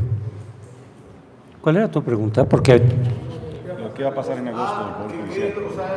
Procesalmente, ¿qué sigue ahorita? ¿Qué hay que hacer para lo del Poder Judicial? Cuando el INE tiene que... ya. Bueno, sí, no, digo, hay que hacer lo que podamos, ¿no? En eso estamos. Hay que tratar de evitar que se dé esa situación, porque sí sería desastrosa. Ya sería realmente regresar a 60 años, como lo hemos platicado, a un partido hegemónico, peor que el PRI, efectivamente, porque el PRI, digo, no voy a defender al PRI, pero había institucionalidad, nadie era dueño del PRI, ahorita es otra cosa. Yo he dicho medio de broma, que Calles en 28 dijo, México pasa de un país de caudillos a otro de instituciones.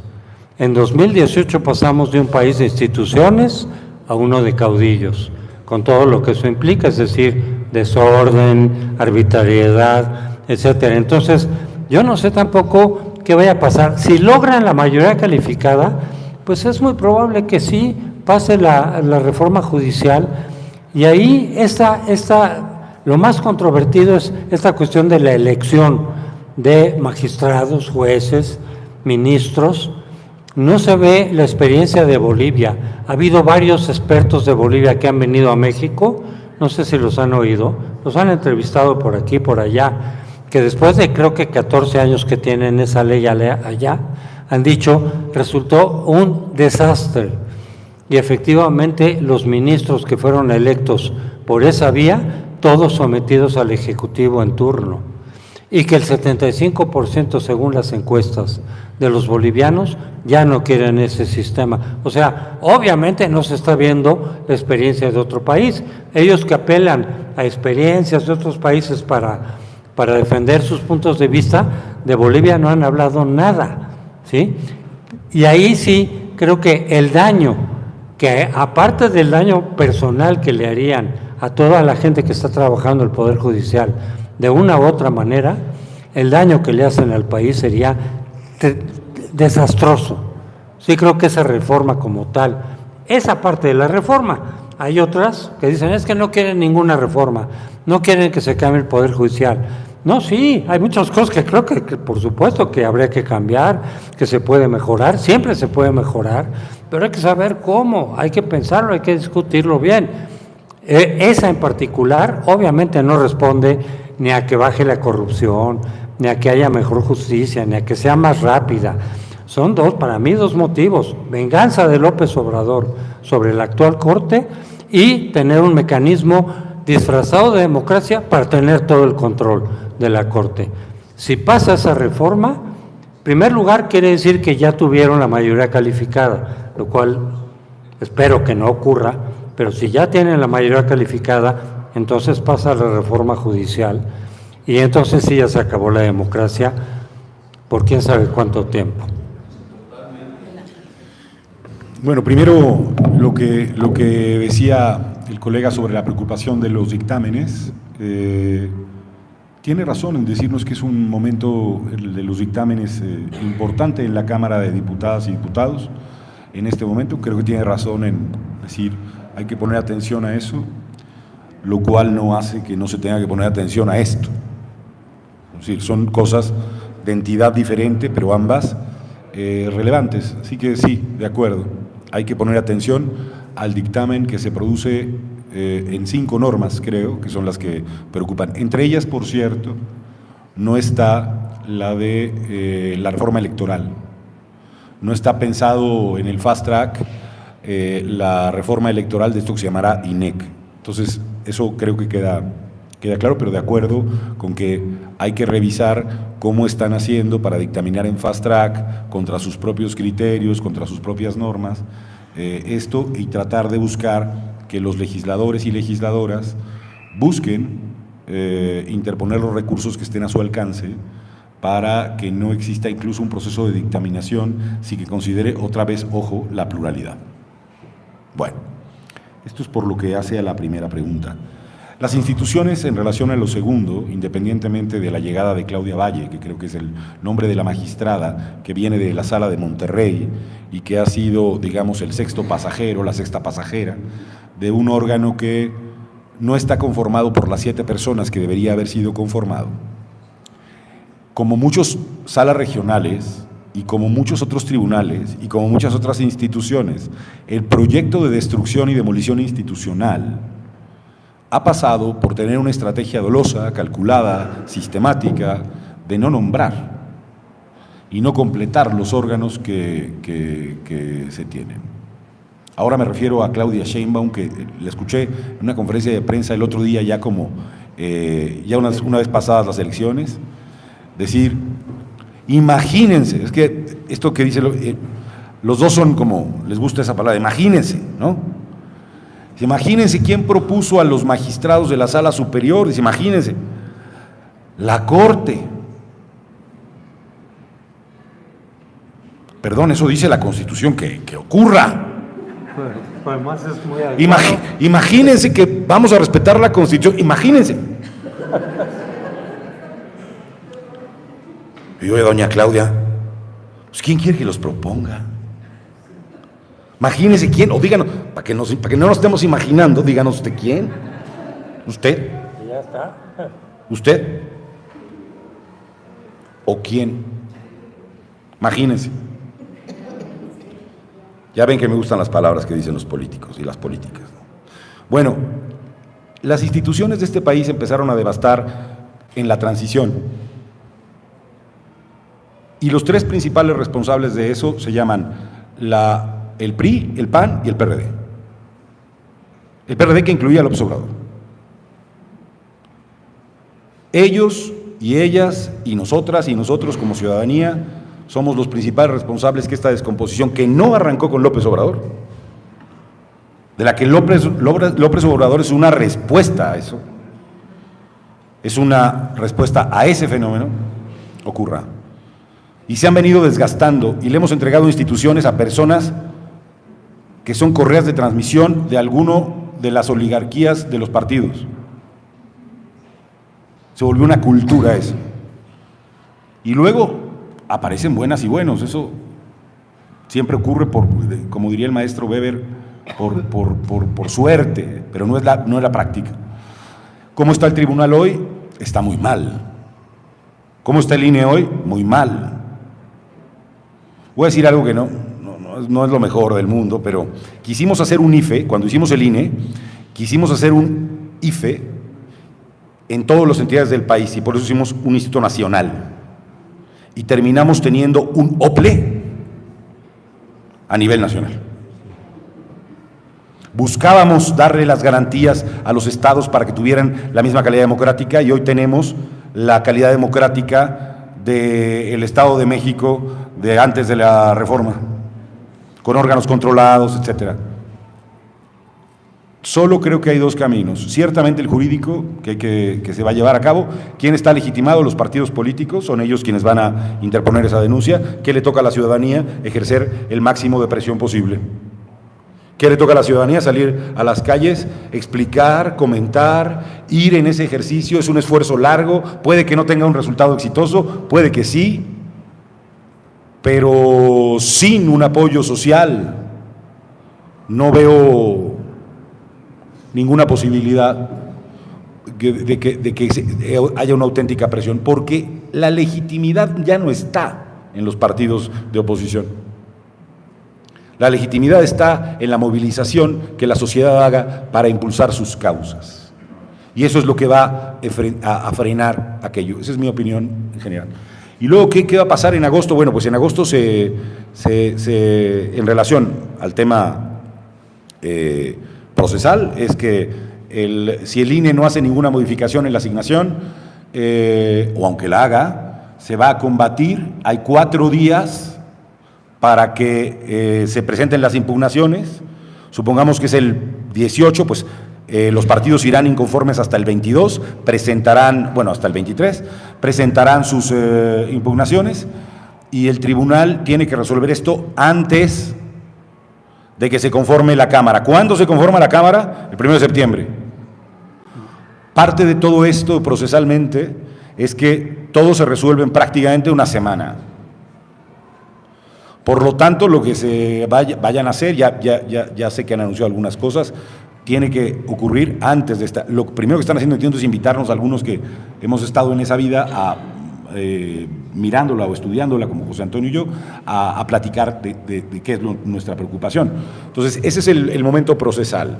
Ahora bien,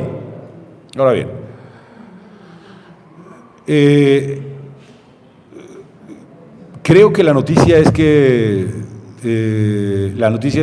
si no se sigue movilizando el país, hoy, mañana, en agosto, en septiembre, ese septiembre negro que se anuncia, pueden pasar muchas cosas, pero se da por sentado algo, y yo les digo un detallito. No tienen mayoría calificada. No tienen mayoría calificada en 2 cámaras, ni con la sobrerepresentación. En el Senado no tienen mayoría calificada. La mayoría calificada la tienen que hacer trayendo gente que votó por MC, por el PRI, por el PRD o por el PAN. No tienen mayoría calificada. No se derroten de antemano.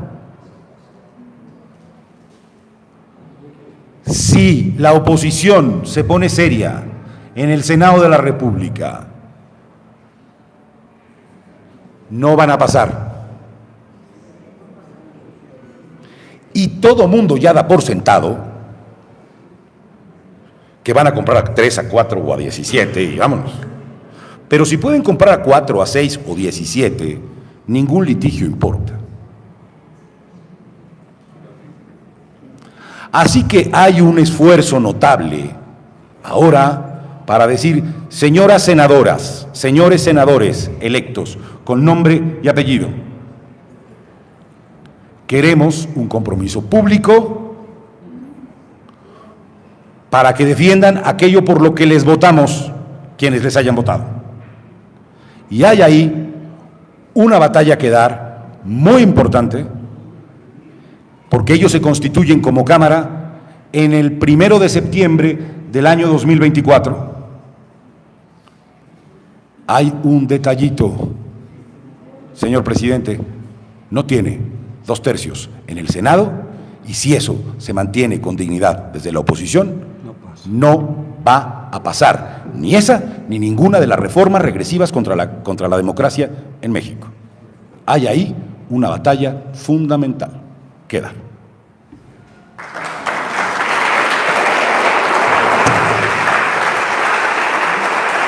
Vamos a hacer otra ronda de 3 preguntas. Si son tan amables de levantar la mano. 1, 2, 3. Perfecto. Si me hacen favor de pasar el micrófono. con la señora de verde. Gracias. Ay, perdón.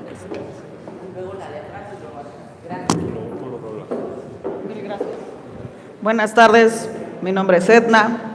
La pregunta sería, así como hicimos ya en alguna ocasión presión, no me acuerdo si eran los diputados o los senadores, para que no pudieran pasar las reformas, ¿podríamos hacer lo mismo con la gente del INE que tiene que tomar estas decisiones?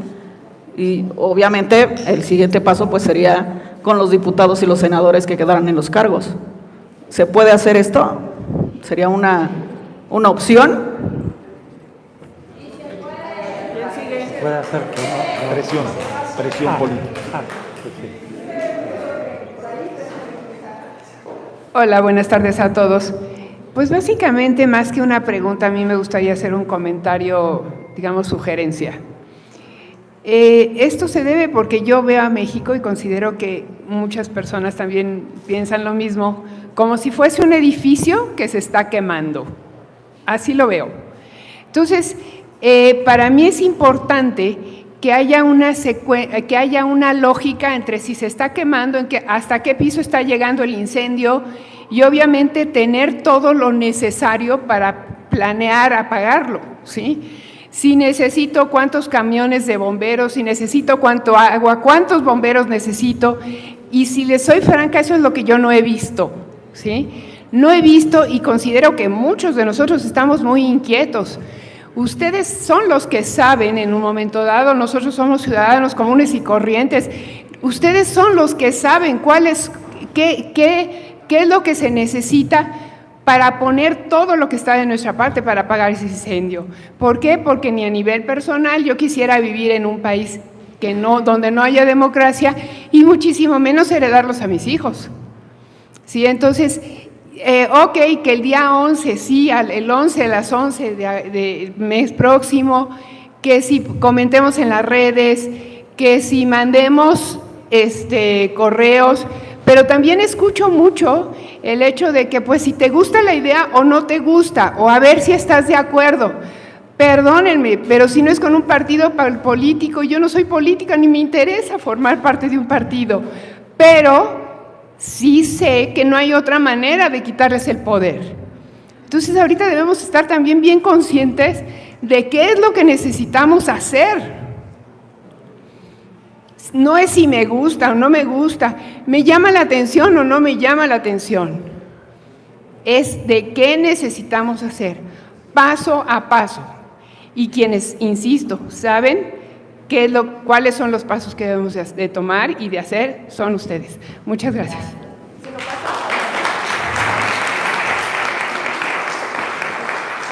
Hola, muy buenas tardes. Tardes ya, ¿verdad? Sí.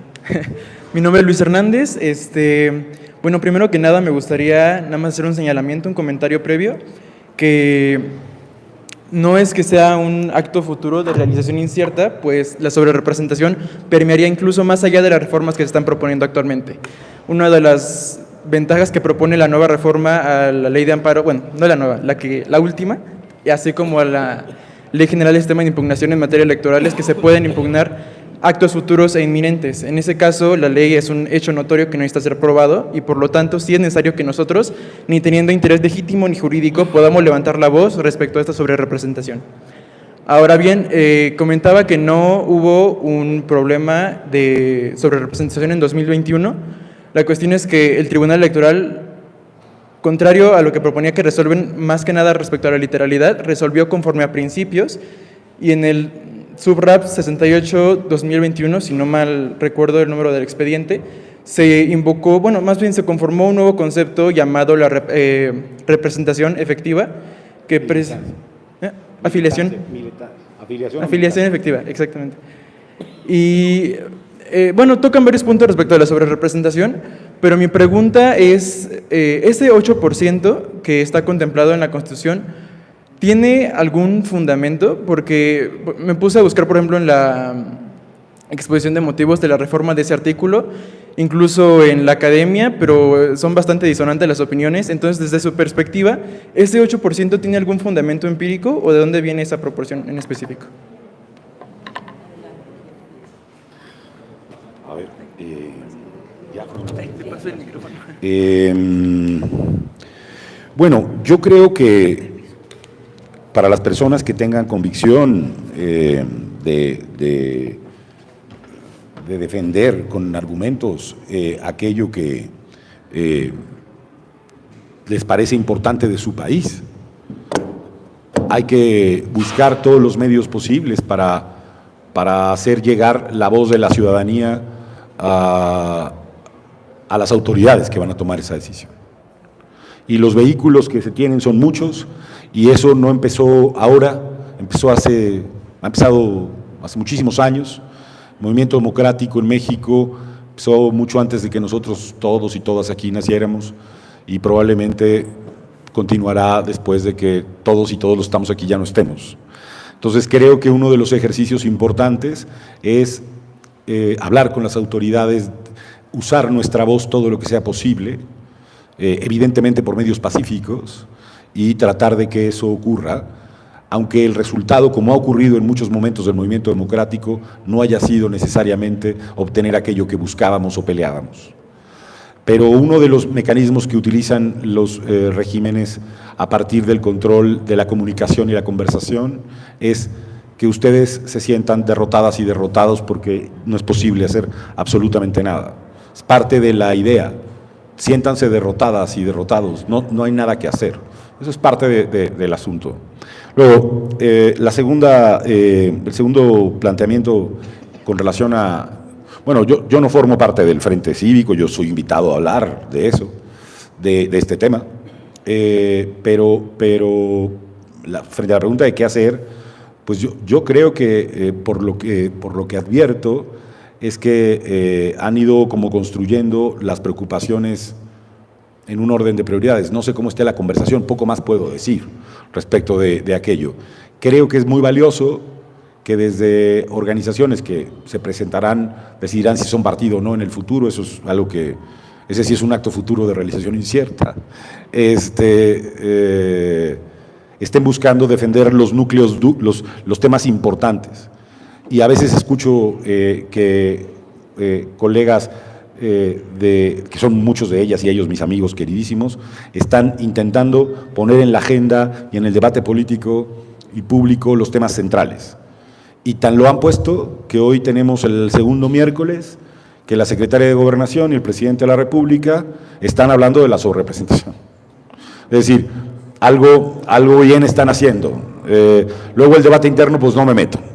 Tercer punto rápido, y con eso concluyo.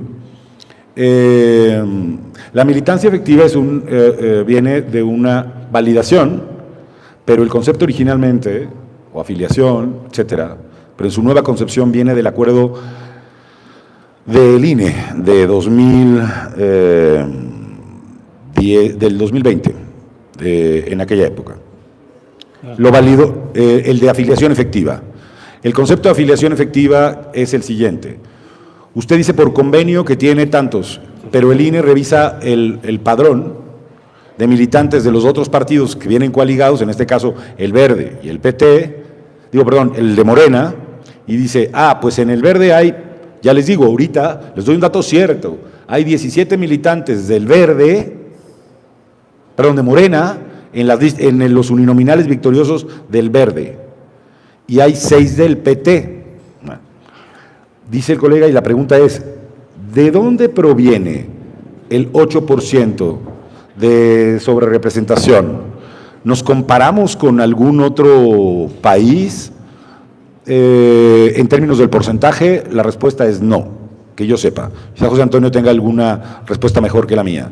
En realidad, lo que se hizo fue una fórmula aritmética que, en general, ese porcentaje que no debería existir, debería ser eliminado de la Constitución, se puso con el propósito de dar un cierto margen todavía al partido hegemónico que era el PRI, de poder obtener un nivel de representación adicional al que tenía.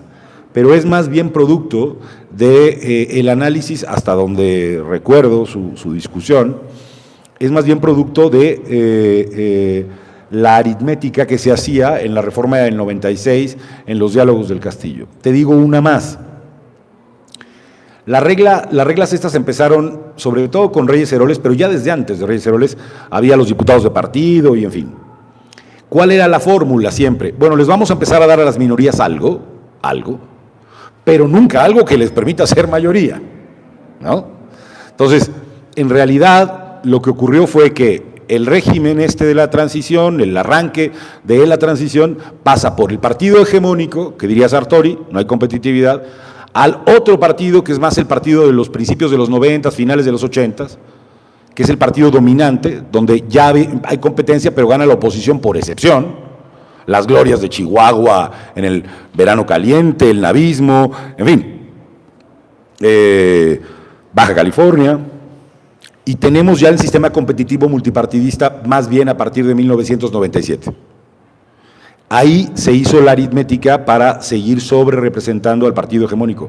Les digo más, en los estados se podía hasta 16%, creo que hasta 2014. Era del doble. Bueno, entonces en eso, esa es la historia en términos de su construcción. Yo no tengo referentes de porcentaje de lo que es posible en otros sistemas mixtos uninominales y plurinominales, pero hasta ahí. Bueno, esto del 8% en realidad no tiene ningún sentido, o sea, no es que tenga un objetivo específico, fue un remanente de algo que habían hecho los priistas por beneficio propio en virtud de su carácter de partido hegemónico. Les voy a contar unas anécdotas que ayudan a entender quizá un poco esto en lo que está, bueno, toda esta cuestión de dónde salió.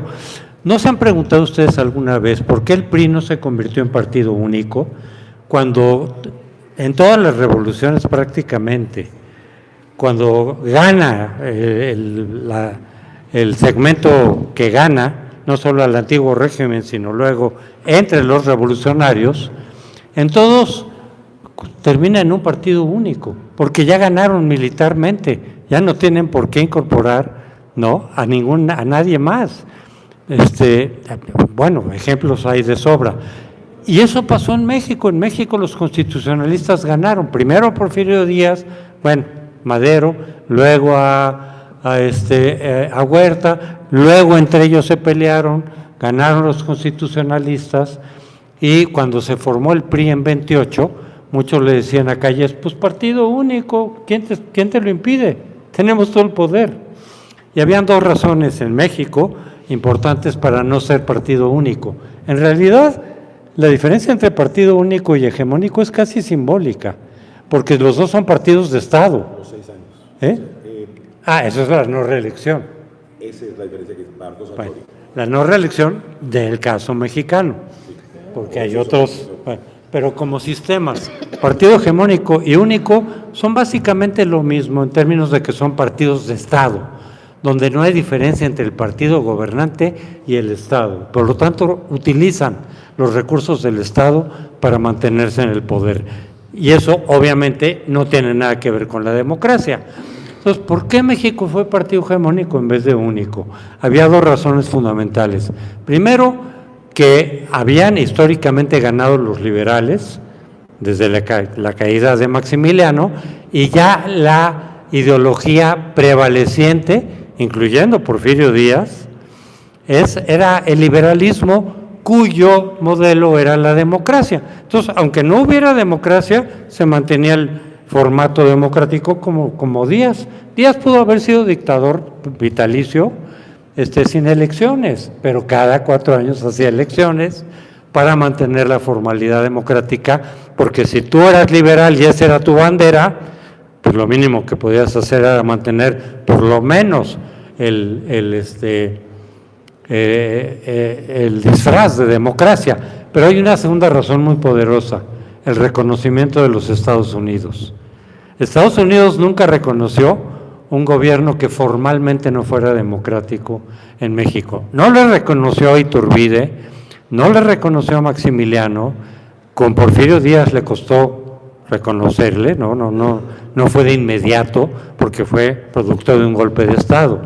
No le reconoció a Huerta, Se tardó también en reconocer el régimen de Carranza y todo eso, porque exigía decir, mira, si eres o no democrático, este es tu problema, pero tienes que parecerlo, porque es lo que nos da a nosotros legitimidad para tener una relación especial con ustedes, que sí la hemos tenido a veces para bien y a veces para mal, pero siempre ha habido una relación especial con Estados Unidos.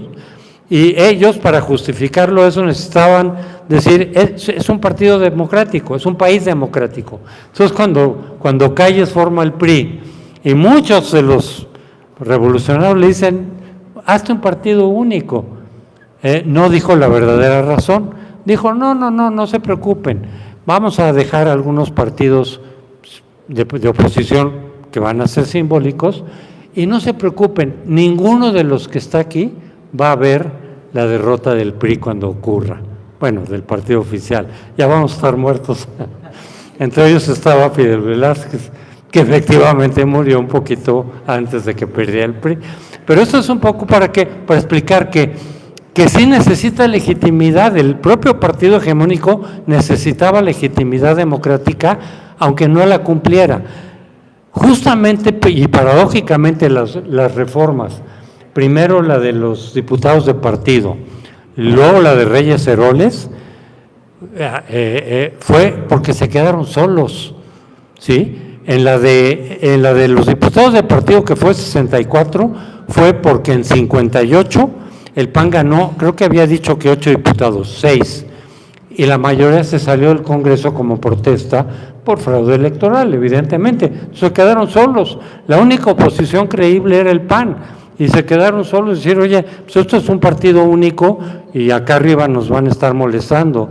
Entonces, dales diputados de partido para que sigan compitiendo y se siga manteniendo un formato democrático. La reforma de Reyes Heroles de 97, 96, 70, fue porque López Portillo se quedó como candidato solo, único, por problemas que tuvo el PAN, y otra vez apareció como partido único.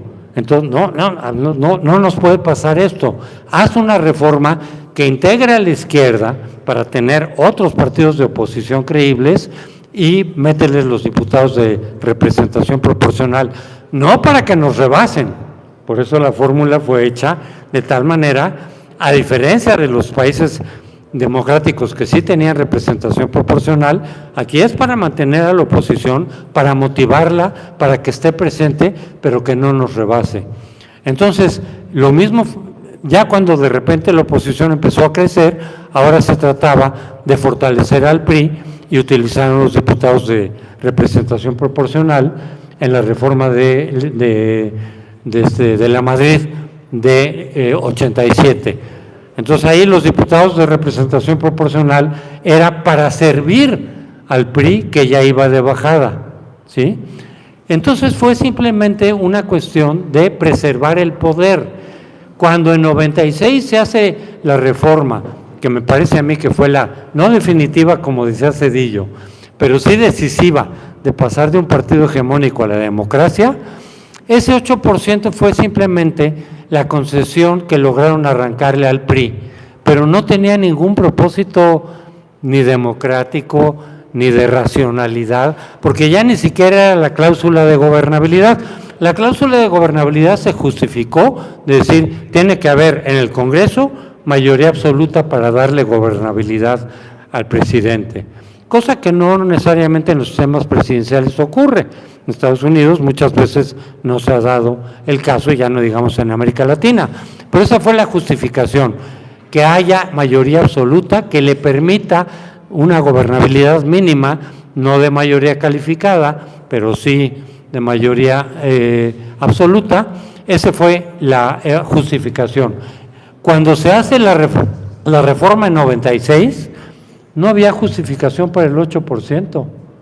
Porque no te iba a garantizar, como no garantizó la mayoría absoluta. Acuérdense que ese año, 97, fue cuando el PRI perdió por primera vez la mayoría absoluta. No era para gobernabilidad, era simplemente que el PRI insistió en tener lo que en ese momento seguramente iba a ser ventajoso para ellos, el 8%, y ya no le pudieron quitar. Yo siempre dije en esas reformas, quítenle de una vez toda la representación, pero el PRI no se dejó.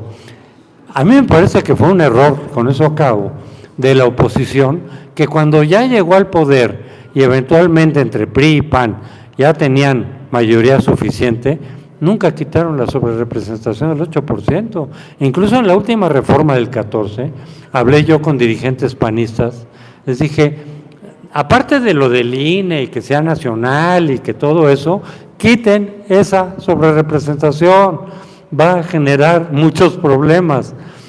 Pensaron que la iban a ayudarles a ellos, y se les revirtió muy fuertemente. Pero no tiene ningún sentido.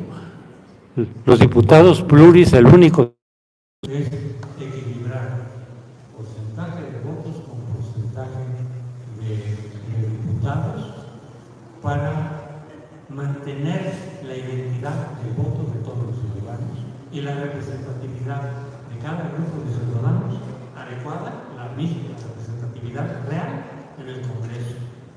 De eso se trata. Muchísimas gracias, viceministro.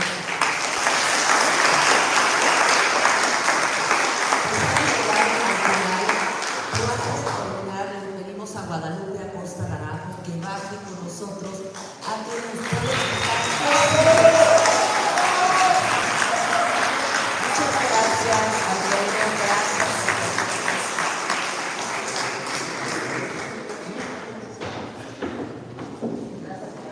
Muy breve porque los ponentes ya se van. Ya se fueron. Se van. Véanlos. Muy breve, muchas gracias por asistir tan rápido a este encuentro, a este foro. Nomás anunciarles que tendremos otros dos. El próximo miércoles se va a realizar el siguiente foro. Va a ser en las instalaciones del Instituto Nacional Electoral, en el auditorio del INE. Hicimos hace unos días la solicitud por escrito, no les digo que hubo cierto jaloneo, pero ya no lo prestaron. Entonces, miércoles 31, a las 11 de la mañana otra vez, en el Instituto Nacional Electoral, en su auditorio más grande, estarán José Goldenberg y María Amparo Casar.